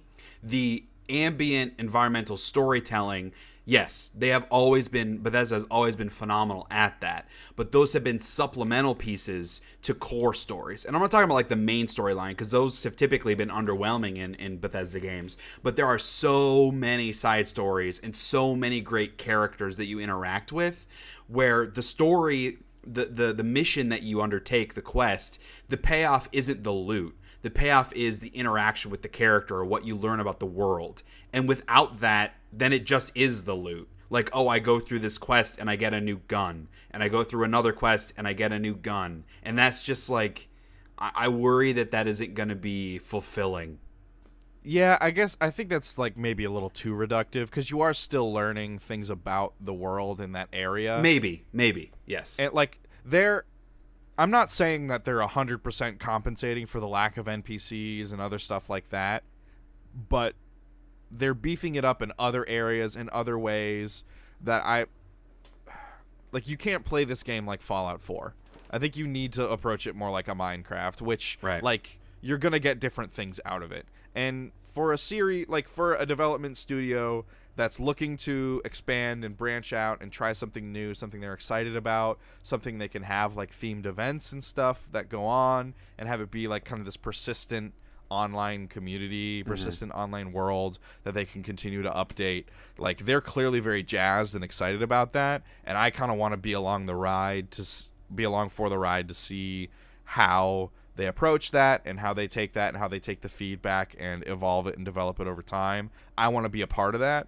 And also, like, I also know there's a big new Elder Scrolls coming, and there will be another big Fallout game in the future. Yes. There will be, Starfield or whatever it was. Yes. They'll be doing that. Like, so I know those experiences that I know and love and am comfortable with are on the horizon, and so I'm okay with experimenting with something new. Absolutely. I'm and I was super hyped about Fallout 76 from the get-go. I mean, I've been a bit up and down as we've learned things, like certain things make me nervous, certain other things sounded really exciting. And I've been very up and down on this, but by and large, like I have been very excited to play it and check it out and to see what they can do with this style of game. I mean, I pre-ordered Fallout 76. I'm getting it. We're gonna play it together. It's purely just watching this gameplay, and maybe I should just watch more, and then I can hear them talk about it too on Game Informer and maybe get a little more context for what's happening. But just watching that gameplay is, even at my lowest excitement for Fallout 76, I was still really interested in trying it out. After watching this, frankly, not that I would make this decision, but I was like, ooh, I'm not sure I even want to play this game. Like, it looks actually bad. It doesn't just look like not quite there, missing something. Like, it just looks bad to me. So I'm still gonna play it. I want it to be good, obviously, because I love Fallout. I'm still paying $60 for it. Well, actually, I think I'm paying $49 for it because I got it on the Amazon pre-order thing. But Yeah, anyway, me too. Like, I want it to be good. Don't get me wrong. It's just watching this made me very, very nervous for the longevity, for one, and my ability and desire to play it solo occasionally. I'm not sure that I'm gonna want to do that.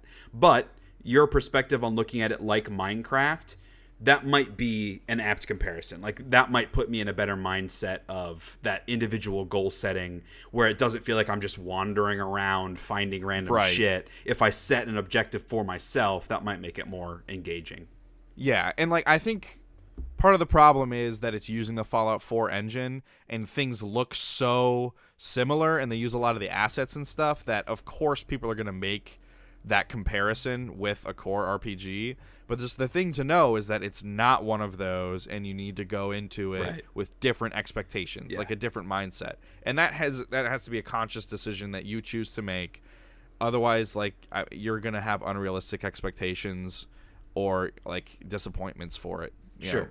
Like it will result in disappointment because you're not thinking of it accurately, if that makes any sense. And part of that's on them to like market it better and explain it better, which I think what this gameplay thing was about. But all it really resulted in was just more people shit talking the game. Oh, I've seen so many people being negative about it. Oh yeah, like people like cancel my pre-order, for like very fuck different everyone reasons. who whatever. It feels like half the people bitching are like, this is just more Fallout 4. That's bullshit. Which makes so much less sense. Right, that's because it's not. It's so like, different. yes, it's still in Fallout 4 engine, but the game is very different than Fallout 4 in terms of its mechanics. And for one, of course it's the Fallout 4 engine. Yes. They built a new engine for Fallout 4. They're going to use it, dude. Like, that's expensive shit to do. Part of my thing is, like, and I know a lot of people didn't like Fallout 4. I obviously loved Fallout 4. It was my game of the year that year. But, like, if this was just more Fallout 4, like, I'd like okay that, with too. Like, I'd be cool with that, absolutely. Like, and if they want to release more DLC for Fallout 4, you let me know. Right. And then there's the other people bitching which is more the side I am on, where it's just like, this doesn't look like what they tried to sell me. This looks unfinished. Like, it looks like a school project version of this game they're trying to make, which is kind of where I'm coming from. It just looks like some half-baked ideas, like they haven't spent enough time on this, and I don't know. That's also how Bethesda does their games, man. They put out their games before they're ready, and they let people play around and they fix them over time, and I don't love that aspect of it. And with a game like this where there's so much more shit that can break, seems very dangerous. So, but we'll see, man. I want to have it in my hands. I want to get in there and play it. This whole thing came about it sort of is like a school project kind of thing. Like, it's their development studios, like they've always wanted to experiment and try like a multiplayer, and like they had in the No Clip documentary, Todd Howard, or maybe it was one of the other developers there, was talking about how they had early prototypes of like co-op in Fallout 4 where they were playing together and just messing around and having fun. And so this is kind of an evolution of that. So yeah, it kind of came about, and like, I don't know, it's something that the team is very passionate about. And usually when a team is really passionate and excited about something, there are a lot of positive things to gain from experiencing it. Yes. Even if there is, the typical Bethesda janky bullshit, things are breaking, whatever, there's still a lot of positive things that can come out of it when a team is so, like, gung-ho about it, like these guys clearly are. So, like, I want to see what they do. And I'm not going to, like, set my expectations, over the moon. Right. I'm going to try and be realistic about it. I'm going to try and view it like I got to set some personal goals or team goals. I'm going to, like, there will be days where I just want to fuck around because I haven't done that in the game in a while. And there will be times where I want to, like, dig deep, and, like, try and, like, figure out some of these, like, environmental puzzles that they have and stuff like that. Or I want to hunt down one of these, like, mythological creatures that they have from the area. Like, all of that sounds like a lot of fun. And if I get 30 hours out of it and then I'm done, that's fine. Like, I will move on to the next thing. Sure. But my hope is that they update it and they add content and they have fun little events and stuff that keep me coming back. Right. in the IGN video at the end, they did fight. There were like 4 or 5 people that fought some big monster, and that part of it was cool to see, like, everybody fighting at the same time. This big creature. That part of it seemed fun. It was more just like the minute to minute and all the crafting and everything, and I was just like, oh, this just seems tedious. But yeah, and I mean, I really like those survival games where the minute to minute is that kind of boring, and maybe tedious stuff. If you and I are playing it together, maybe you can like get me into that style of thing, because I know from experience, I fucking love Minecraft. It's one of my favorite games ever made, but I can't play more than like 30 hours in a world because I get bored and I hit a wall and I'm like, all right, what am I gonna build now? And then it's just kind of, I fall off. And that's how I am with that. And I have no interest in most other survival games. So it's just not my style of thing. So right. And that's where I think this like higher level overseer quest might help that with will that will bring you to all the different areas. I think it will help because eventually it hits a point in Minecraft where like you've done everything so many times that you don't want to do like progress any further in the world. Like you've been to the end before, you've set up an end farm, you've done all the nether stuff, but like it's because you've played hundreds and hundreds of hours of Minecraft, like I have. And like if I get to the point where I've played hundreds and hundreds of hours of Fallout 76 and then I get bored, that's fucking awesome. Absolutely. Oh yeah. So I don't know, we'll see. I'm excited, and like I know a lot of other people are excited. And those of you who are on the fence or on the other side of the fence about it, I just encourage you to like keep an open mind, and if it goes on sale sometime, try it, or like at least reserve some judgment until the game's out. Well, and for plenty of people that are on the fence, the good news is everyone is going to be talking about this game when it comes out. So if you're not getting it day one, which I always encourage for people that aren't sure about something to wait. The only reason I know I'm getting this day one is because I want to be able to talk about it on the podcast, obviously, but also I know you're getting it, and so I want to play it with you. But if it was a single-player game that I was on the fence about, I would not be buying it right away, and there's absolutely nothing wrong with that. I feel like there's this stigma that, like, everyone has to play the newest thing when it comes out, and I feel like we're getting away from that a little bit, at least, like, people in my generation are as we get older, but there's still just this, like, you have to be playing the hot new thing when it comes out. And if I'm on the fence about something, I'm not going to just invest $60 arbitrarily in something I might not like. I'll wait and see reviews and watch some gameplay and that kind of thing. So nothing wrong with that.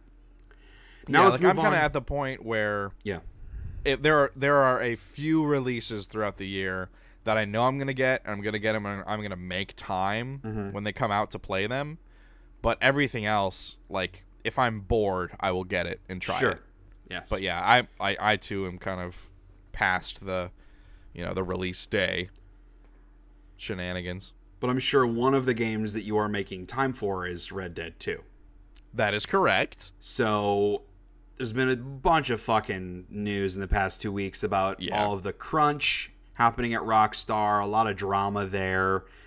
I don't know. Because in the Giant Bomb Facebook group that we're both in, there's just been a ton of discussion. And I just feel like talked out about it a little bit. But I feel like it's something we need to at least bring up here. It isn't. It's just people bitching. Either. And like we don't know all the details. And again, it goes back to the making a murderer conversation. Like people make assumptions and then they think they treat that assumption as a fact. And it doesn't matter what anybody says what they believe is a fact, even though they don't know what the fuck they're talking about. So it's a very complicated issue, obviously. Crunch is not good. Like, forced overtime is not good. But when you work in a field like this, for people that are wanting to work overtime, that isn't bad. Like, a culture that makes you feel like you have to do it is bad. But choosing to do it, there's nothing wrong with that. Let people make their own decisions. So it's complicated with Rockstar because there was this culture of forced overtime, which is a negative thing. But it's just there's become a like, let's shame people for working overtime, and that's like, what it kind of became. Why? Yeah. It's just like, let people live their fucking lives. Right. Well, they like. The kind of people who say that all overtime is bad are the kind of people who work 9 to 5s, right? Or the kind of people who are in a situation where it's forced overtime. Like if you're passionate about a project, like I direct, so sometimes I'm working 70+ hour weeks. Like, do I want to do that? That's a hard thing to say. Like I I'm invested in the end product creatively, and I want it to be successful. So I put in the work, and I feel good about it afterwards. And I just like know that that's something that happens, like the 2 weeks, like the week before a show and the week of a show. Like I'm gonna be pulling 70+ hour weeks. Right. Like that's just the way it is. And like maybe better planning and management could make it better, but not really. Like there are always things that crop up in any creative field that like you just can't anticipate. So there are a lot of people talking about like bad project management and all that kind of stuff. When you're dealing with this kind of a project that has this kind of this immense scope and this big of like an employee base, like all these moving parts, like yeah, it's their job, but like people are fallible, and sometimes you need to put in a little bit of extra time to make it happen if you're invested in the project. And you should want that. Like you should want to do that because you're invested in like your work, especially in a creative field. You shouldn't just be doing it for a paycheck.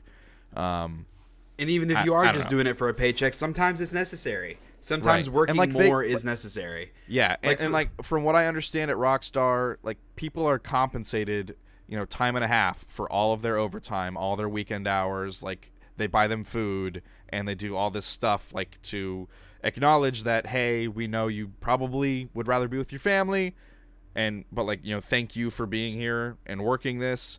And like, yes, of course a company's going to incentivize people to work overtime. Like, of course they're going to, because to some degree, like some people need to do that to get shit done. Right. And like some people on a project aren't going to have as big of a workload as other people, so they don't have to do it. And that's great. That's their position, and that's fine. But like, I don't know. It's just a big shit show, and like a lot of people who it like does not affect them at all and never will because they work 9 to 5s weighing in on this shit, and that is what annoys me. Like, yes, everyone should feel good about where they work. They should feel appreciated, and people who value time with family should have their time with family. They should have their free time, their personal space.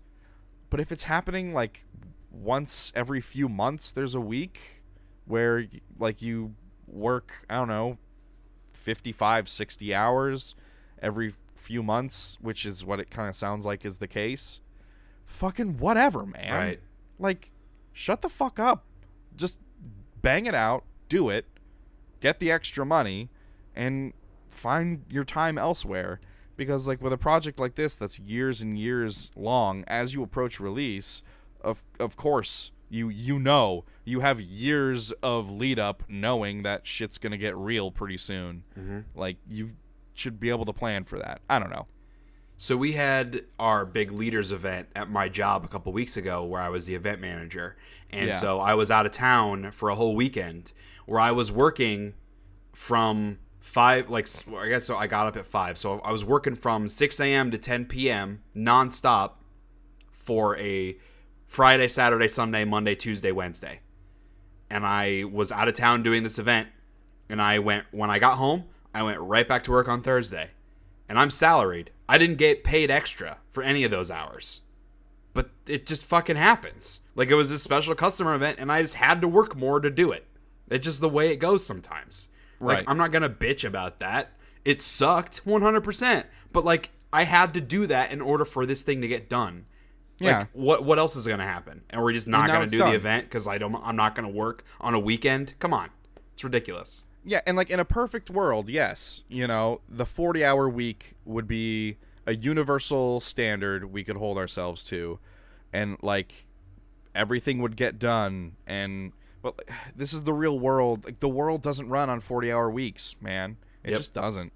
Yep. That's not how it works. And like from what I can tell, like something came out recently about like one of the studios of Rockstar was having mandatory overtime, and that has since stopped because of all like the backlash. Like that's a positive. Mm-hmm. Like it shouldn't, like I said, it shouldn't be mandatory, but like if you're invested in the project, it should be something that you're willing to do. Like that should be, you work in that field, you should be invested in the project, and you should be willing to do that. Right. Like it shouldn't have to come from management. Management shouldn't have to say, hey, you're going to work this weekend.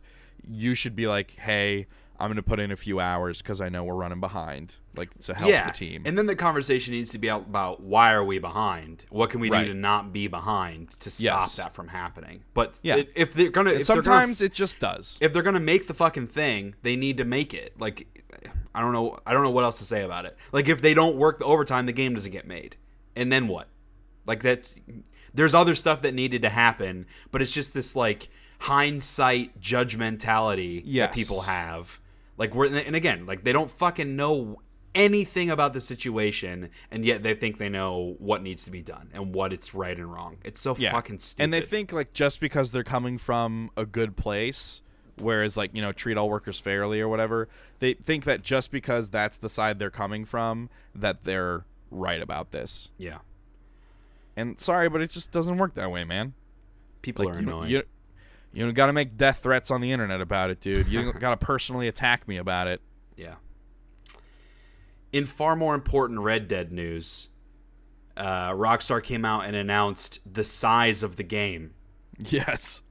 And it's quite large. It's a biggin. So for the physical edition, it does come on 2 discs. Which is fucking crazy. That is. One of the disc is just for the install. The second disc is the one you use. So there's no disc swapping to play. But for the physical disc, it is a 99 gig install on PlayStation 4 and a 107 gig install on Xbox. Yep. For the digital, same size, but the PS4, you need an extra 50 gigs of empty space because of the way that installs work on PlayStation, which is a terrible way that it works. It's stupid. Yeah, it's bad. But... So you need 149 gigs of empty space in order to install the digital version of Red Dead 2. Right. So good luck to anybody with the 500 you get that 50 gigs back. Yeah, but still, it's still a 100 gig game. Yeah. Good luck to anyone with that 500 gig PS4 that's trying to use this shit. You're going to have to delete like half the games on your hard drive. Yeah, but that's fine. I can re-download them if I really want to play them. That's still terrible. Like, something's gotta get fixed here. With the PS4 Pro, so I have the terabyte, that's still a ton of space.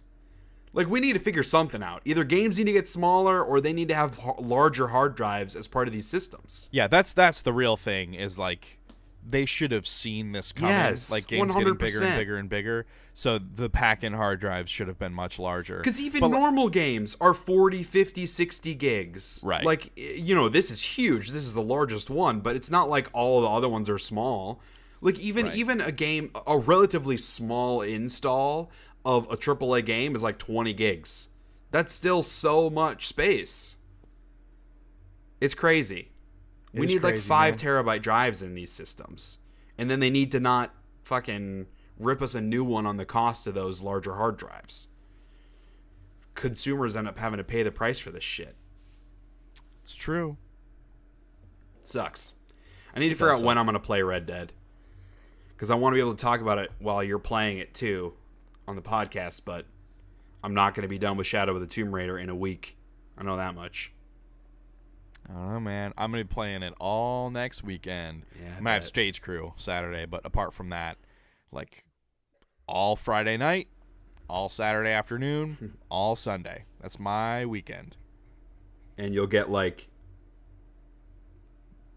a fraction, a tenth of the way through the game in that time. Yeah, not even. I'll probably stay up super late on Saturday playing.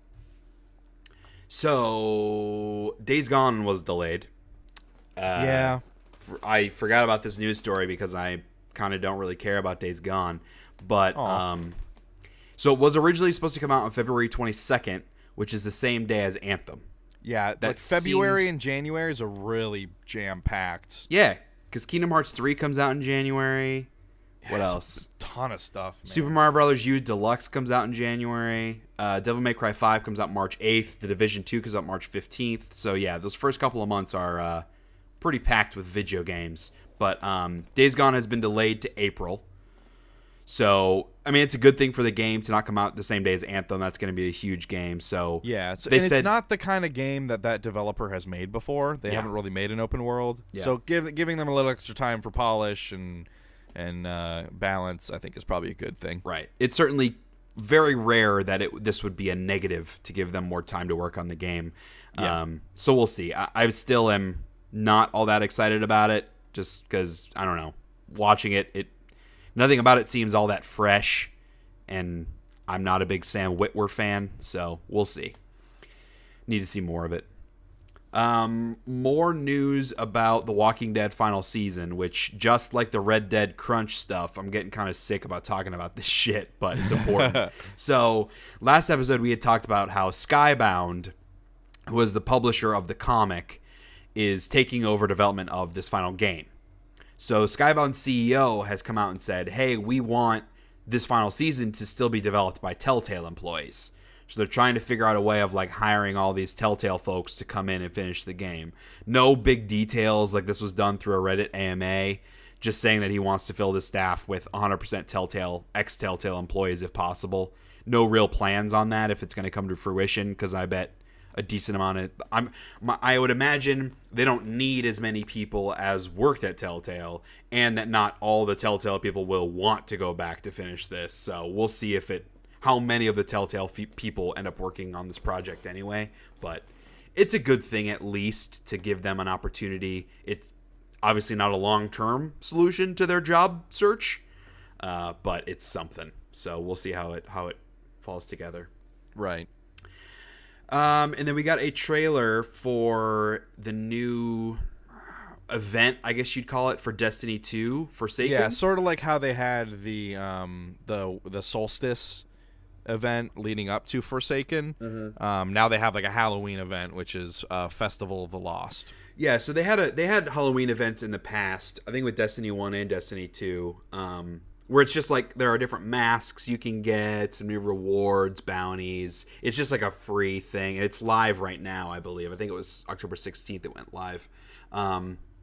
It also turned the Infinite Forest into the Haunted Forest, where there are lions, tigers, and bears that you can fight in there in the Haunted Forest. No. But it's like a sort of a horde mode where you get 15 minutes to go in and kill as many people as you can, and then you get rewards based upon that. And also has like a new quest line where you get like a repeatable thing for a new powerful reward each week. And then they said there's some kind of like special thing that they haven't really revealed yet, some special villain or quest that they haven't really talked about. Well, there's yet. a murder mystery. Okay. And it has to do with the Cryptarch on whatever that place is. Not the tower, the but farm? No. Shoot. The Traveler? I think he's from the Forsaken hub. Is there a Cryptarch? We still haven't finished that story. I don't know. There's some other Cryptarch guy who I think was murdered, and you have to kind of like solve his murder. Okay. That sounds interesting. Yeah. They're killing people off now, man. I know, dude. First Cade 6. Too many interesting characters in Destiny 2. the real linchpins of the series. Yeah. The keystones. So I'm sure for people that are super into Destiny 2, this is just a fun excuse to play some more of it.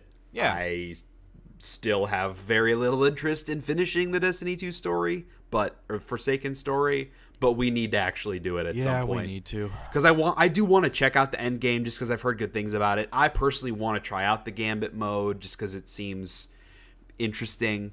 It's just with all these other games that I have that I want to play, getting me to play Forsaken is not something I'm looking to do very often. We also got some details of the new Spider-Man DLC, like I mentioned. So it's Black Cat focused. It's out this week. In it, there are 3 new suits. There's the Resilient suit, which is a brand new design.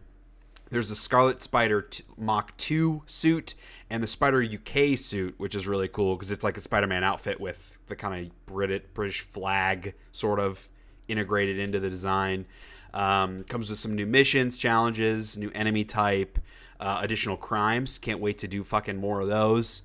And then trophies, obviously. And the New Game Plus is already live. So you can play through and get a trophy for the New Game Plus. And then there's like an extra hard difficulty mode that you can get a trophy for as well. So I will definitely be checking out this DLC. I'm not in love with the character design of Black Cat. She is my comic book crush, and this version of her isn't as hot as I want her to be. Man, this version of her looks kind of like the Ultimate Spider-Man Black Cat, I think. I cannot picture Ultimate Spider-Man Black Cat. Let's look it up. Yeah, looking at Google. I mean, in this one, like, she looks like a real person, because in the comics she doesn't look like a real person. She looks like a what do you call it? Those like old 1950s models. She looks like a pinup model. Yeah, never mind. I guess she does kind of still look like that. Yeah, I guess this is kind of a different take. Oh, I just see a bunch of different... Ooh, whoever this artist is terrible. Yeah, the whole look with the, like, zip-down leather thing where her boobs are just out, that, I'm like, let's dial it back a couple of notches. Like, that's just unnecessary teenage dial bonerism. it forward. Move us into plaid, bro. Now I just want to look at Black Cat images. Oh, hey, if you Google search Black Cat, it usually just comes up with actual cats that are black, just as an FYI. I would assume so. So now let's spend the rest of the podcast looking at pictures of Black Cat. Oh, hell yeah. What's the artist that does, like, the best Black Cat?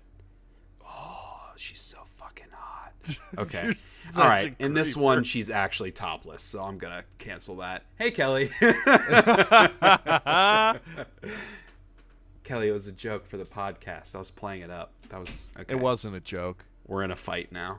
They're real feelings. No, but as I was just scrolling through, there was actually one where she was topless, like a drawing of her, and that's when I was like, okay, this is enough of this. Rule 34. She's a fake character. Like, she's not a real person. It's weird. She's better than a real person. She's better because she isn't a real person. Yeah, exactly. Okay. Anyways, Spider-Man DLC. Yeah, so, I mean, it looks fun. I'm excited to have an excuse to go back to the game, so I'll be able to talk about that next episode. Huh? This week, I think. Oh, okay. Okay, so here's a fun story. So the game The Stanley Parable came out in 2013, and in it, I mean, it was a very, like, fourth wall breaking kind of walking simulator puzzle game. I loved the game. It was awesome, really funny, kind of like Portal-esque in its sense of humor.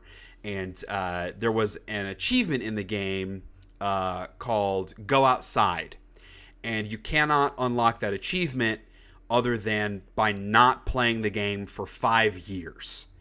And so it came out in 2013, and so this week was the first time you could earn that achievement if you played the game when it first came out. So, warning to people that did not play the game when it first came out, like me, I was like a couple months after when I played it, do not log into the game, because if you do, it resets the timer. And so you'll have to wait another 5 years. So I am going to just be safe and wait like 9 months, and then I'll load up the game so I can get that achievement.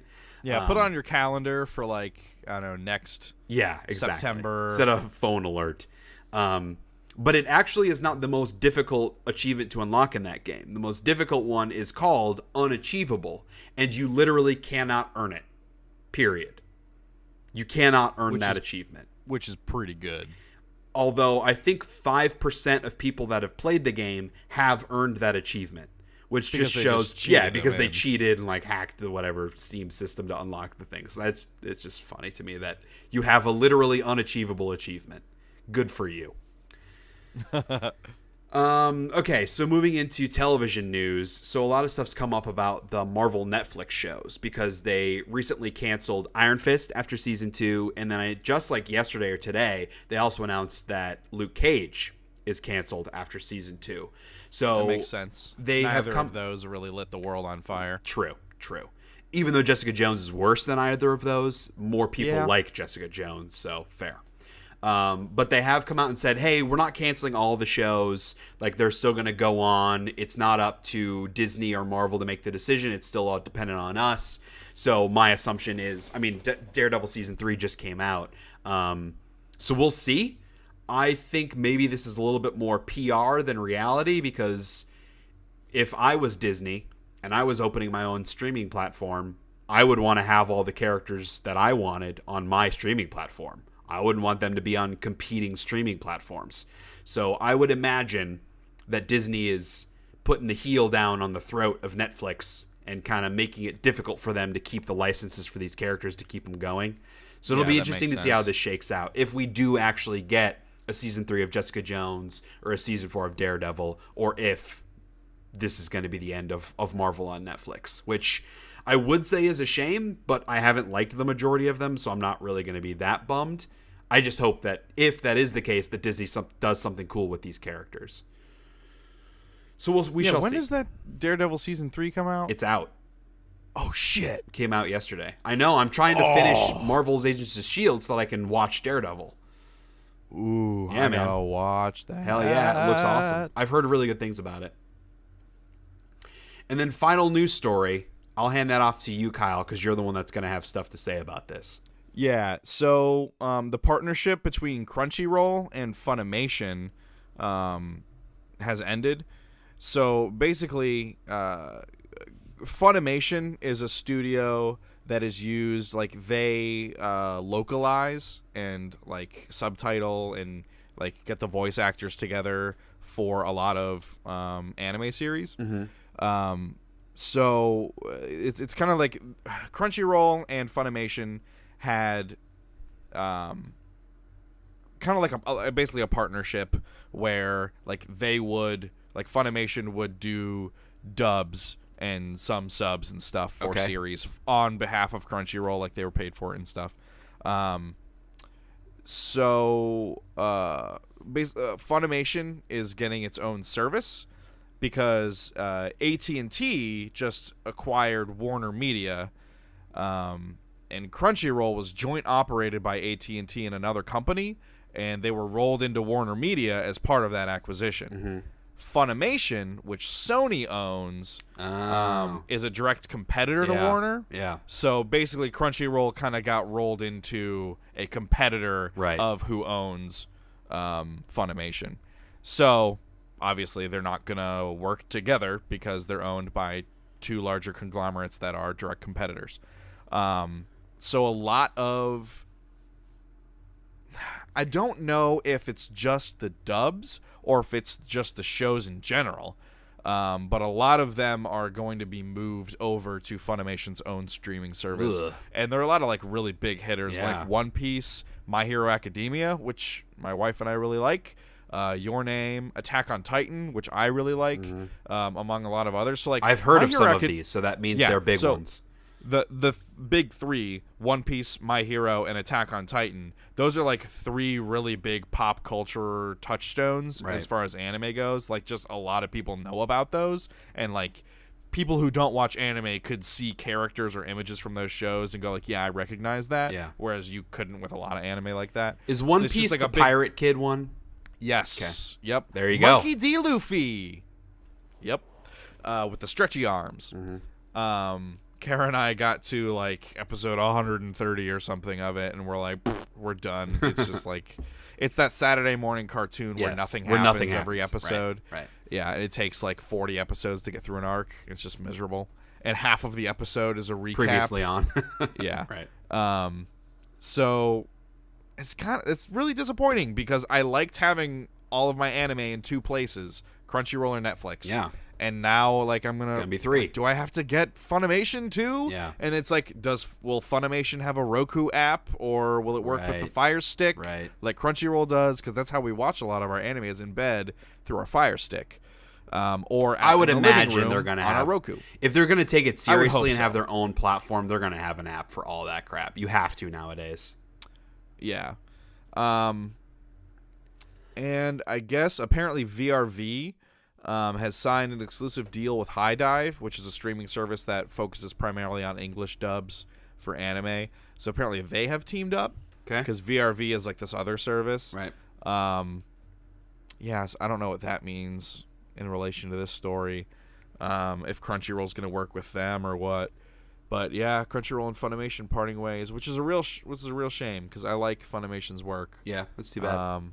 I see their splash screen on a lot of the stuff that I watch, so that's a big shame. I'll probably still keep Crunchyroll even if those shows go away because I watch a lot so of much other other stuff. random Sure. shit. Yeah. But it's a bummer because I don't expect their pricing model to change. So I'll just be paying more money for anime. which I'll do it. I'm not happy about it. But you'll do it, and that's all they care about. I'll do it.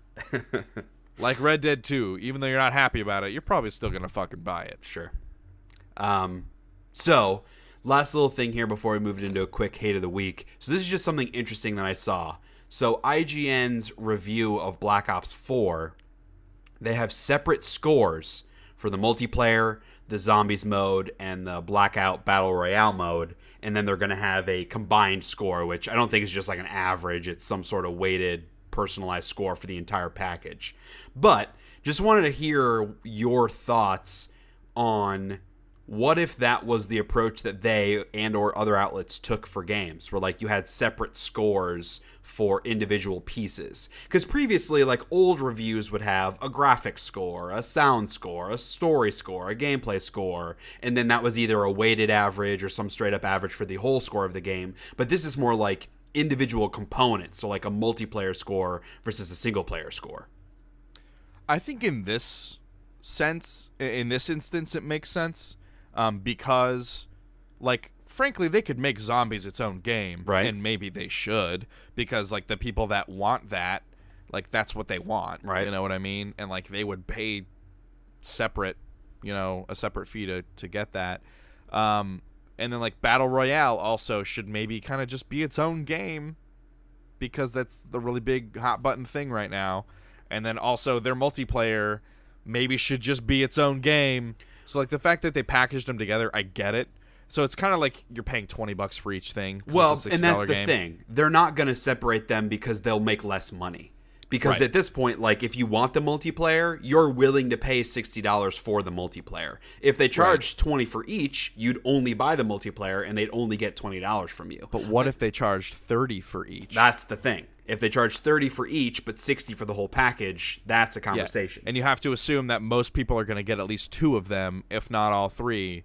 Then okay. And I feel like the Battle Royale thing as $30, that makes sense. I feel like the zombies thing put out into its own, like maybe like a little extra work, $30, I feel like that also makes sense. And the multiplayer, at this point, I feel like people would pay $30 for that. Sure. Like just that. Yeah. So I feel like that makes sense. Right. But, like, for me, the one piece that's missing is the single that I give a shit about is the campaign. Right. There's no campaign. But so, I would not pay $30 for the campaign, though. I would pay $30 for a campaign. I'd pay $20, maybe. Dude, I've paid $60 for a Call of Duty campaign before. That's fair. But you weren't happy I would about pay it. $30. Yeah, and I wasn't happy about it, but I did it, and I would still do it. I think the review thing is interesting. I do. I think it makes sense also, but it's like, where do you draw the line on that then? Like, if you look at a game like Red Dead 2 is going to have a multiplayer component. So are they going to review the game separately from the multiplayer and then have a combined score? Like, why? It just feels like a weird line to draw specific to Call of Duty. It just feels weird to me. It doesn't feel weird to me because with, like, I would have accepted like a Grand Theft Auto Online separate review for like GTA Online and the story. But that's what I mean. They're so different. But that's just such a weird line to, like, where do you draw that line? I get maybe you draw the line with, like, how many people do you expect to engage with that part of it. But it's like, if you're buying something, you're buying the full package. Like, you're not only buying the multiplayer. Yeah, but in terms of reviews, you're thinking more about clicks. Sure. So if you break it up, if you break that up into 3 separate clicks, that's a good thing for you. 100%. I'm not arguing about their marketing of the review scores. It's the actual efficacy, like the meaning of those review scores. Because, like, look, think about The Last of Us. That had a separate multiplayer mode that had nothing to do with the single player mode. Should they have given a separate review score to the multiplayer? I don't think so. If they had, it wouldn't have bothered me. I guess. Yeah, and I guess, like, I'm not, like, up in arms. I'm not, like upset for the end weird. user, I don't think this is a bad thing. It just allows them to expound more upon each part. And if you look at, like, oh, the multiplayer got a 7, but, you know, the Blackout got an 8.5 and the zombies got a 9. like you can choose how you want to aggregate that and create your own weighted system in your mind about whether or not, like, well, I don't really care about the multiplayer, so the fact that got the lowest score, I don't care about it. The other two parts I'll play, and that get an 8.5 and a 9, so yeah, I'd probably go ahead and buy that, right? So like for the end user, maybe it creates like slightly more work, but I think it's a good thing, I think, because it allows them to engage in greater depth in a single thing without someone having to load like this giant long web page full of this huge compilation review of these 3 disparate things. So like that makes sense. Like on the monetary side, yeah, it makes sense for them to break it up because it's more clicks. It also makes sense because of the length of the review would be very long, and it makes it easier for people who only care about a specific part of it. And then also, from a score standpoint, if they're not creating their own aggregate review score, then people can do that themselves with their own mental weight on the different parts of it. Yeah, I don't think it's a bad thing. No, I'm definitely not saying it's a bad thing either. It's just an interesting discussion piece because I've never seen IGN or another outlet do something like this before. Yeah, me neither. And it's also about, like, I feel like if they're gonna do this for Black Ops, they should also do it for all other games where it has this too. Like, it just feels weird. It just, I don't know. It just, I get, if they were only going to do it for Black Ops, I get why they would, because it's such a huge release. But it just feels weird to me to not do it for other games. That's what it is. I mean, maybe they will. Maybe this is like the beginning of that move for them. Yeah. I definitely see the value. Do it with this big tentpole release and kind of like see how people react to it in this large test case, and then decide, okay, is it really worth it for us to do this or not? Do people react well? That makes sense to me. Yeah. But, I mean, I'm not a genius, but it does make sense to me. Yeah. I saw the splash page, and I was like, weird. That seems bizarre. I mean, like, not in a bad way, but just, like, surprising that they would do that. Yeah. So we'll see if they do it again or if someone else kind of adapts that. Review structures are so weird. Reviews are weird. Yeah, that's fine. Yeah.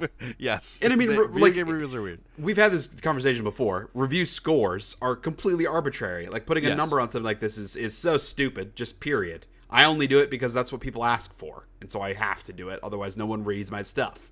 But it's dumb, and I hate it, and it takes away all the nuance out of a review, which is the entire point of a review, is the nuance. Yeah, like, I wrote this whole thing.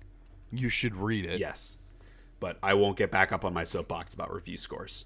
This at least adds an additional layer to them, which is probably a good thing. Some nuance to the scoring system. Right.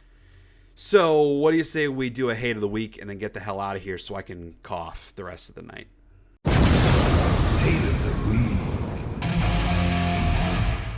All right, so this is I mean, I do get passionate about it, but this is kind of a fun one. So I was watching Thursday Night Football via my Amazon Prime app, and Fox has Thursday Night Football. And so all of the commercials during Thursday Night Football on the Amazon Prime app are for Fox television shows, which sucks because Fox television shows suck. But this particular one was a commercial for the Tim Allen show, Last Man Standing, which seems bad, but in this commercial, it's the Halloween episode, and so Tim Allen does a Halloween-themed bit that they decided was so side-splittingly hilarious that in this 15-second spot for the show, this is the joke they've got to fucking show America to get them to watch Last Man Standing on Fox. So here is verbatim the bit. It's creepy, man. It's dark. It's evil. It's like voodoo or kale.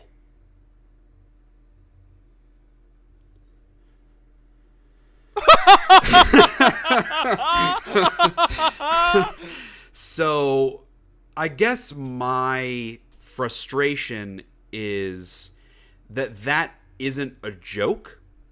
Like, it literally isn't a joke. It's creepy, man. It's dark, it's evil, it's like voodoo, or kale, is not a joke. because you can say or blank. You could say anything, literally anything, and it's the same bit. It's creepy, man. It's dark. It's evil. It's like voodoo or applesauce. It's like voodoo or Republicans. It's like voodoo or Tim Allen's career. Like anything you can say there, and it's the same fucking quote-unquote joke.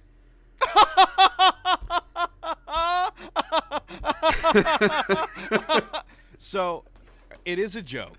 Because it isn't. It is not. That's not a joke. Hold on. There's no setup. Dude, I'm not saying it's a good joke.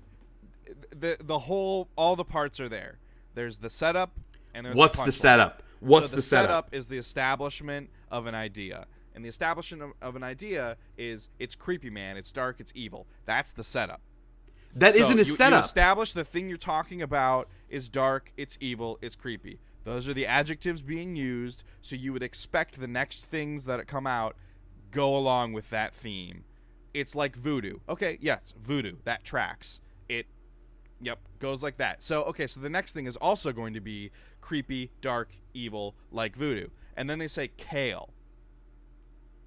It's irony because it's a subversion of your expectations. You expect the next thing to be said to also be creepy, dark, and evil. That is a joke. Well, it is an irony. Is a fucking horrible joke. It is irony because irony is a subversion of your expectations.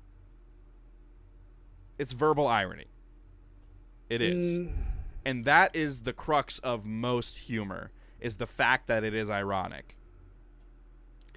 Dude, I sit in on a 10th grade English class every day. We've done a lot of discussions about irony.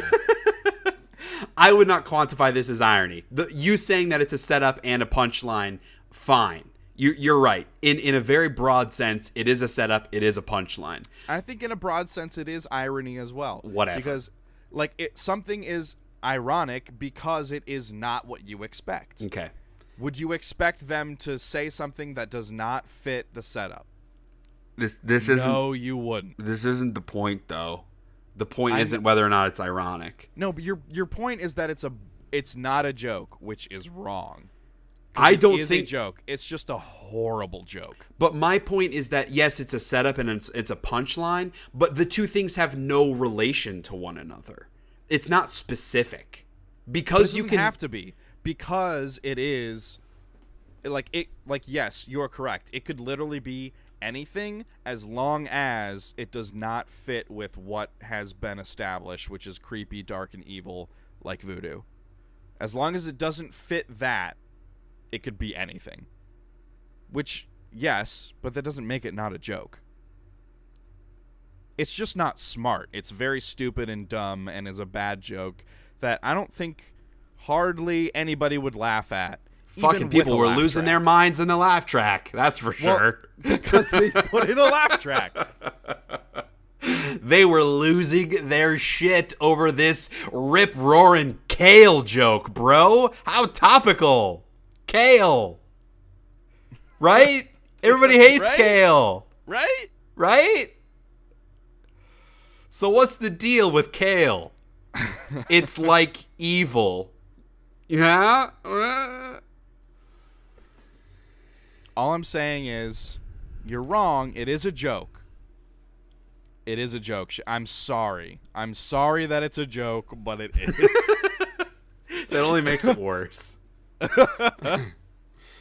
It's bad, regardless of what it is. It is so bad, and I know what you're going for. I saw this commercial like 8 times when I was watching the football game, and every time I was like banging my head on the table. Like, it is so painful because it is nothing. That's nothing.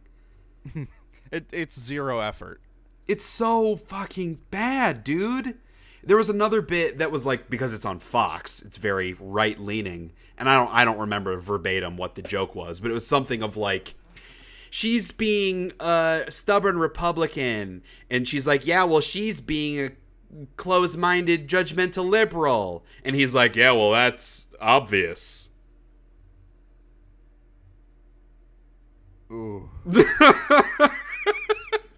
And like, to be fair, that isn't verbatim, but that was effectively what the joke was. And like, again, like I get it. It's a setup and it's a punchline. It is technically a joke, but like, that's not a fucking joke, dude. It's not a joke. It isn't. That's not a joke.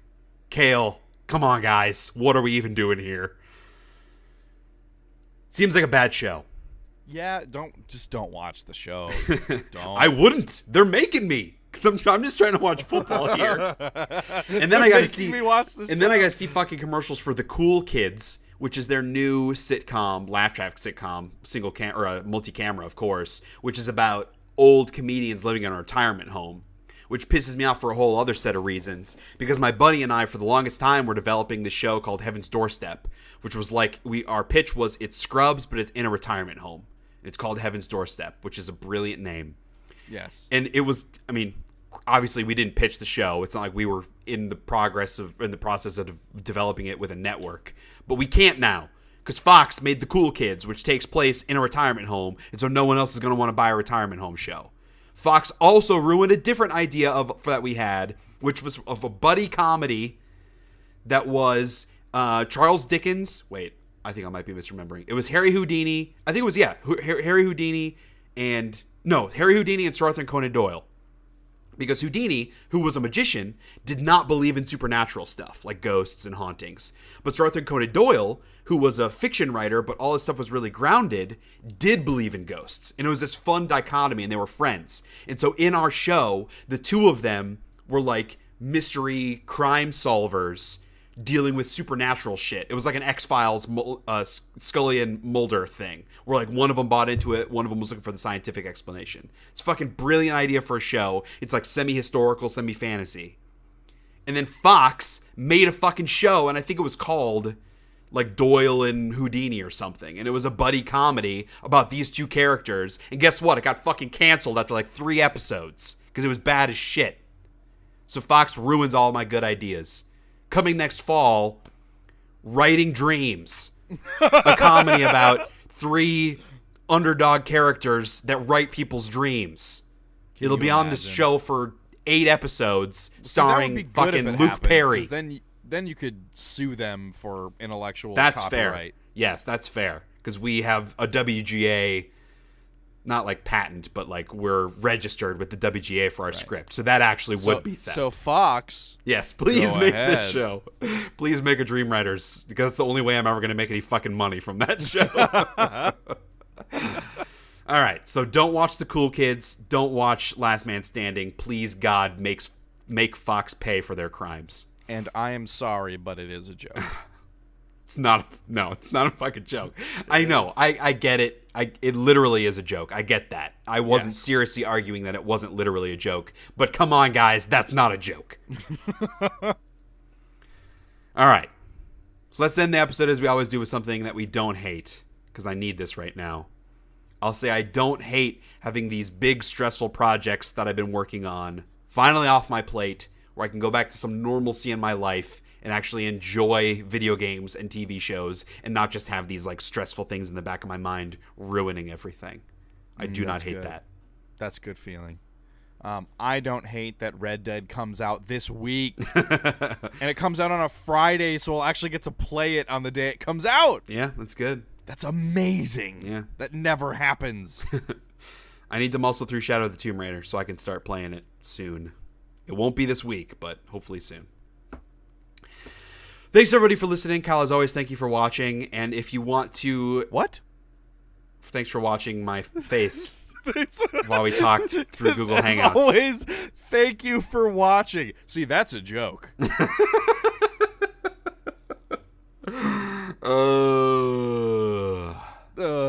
End it. If you want to read jokes, go to SheaHatesEverything.com. It's my website. Got shit on there. Thanks for watching the podcast through your ears. We'll see you in the next one. Peace out.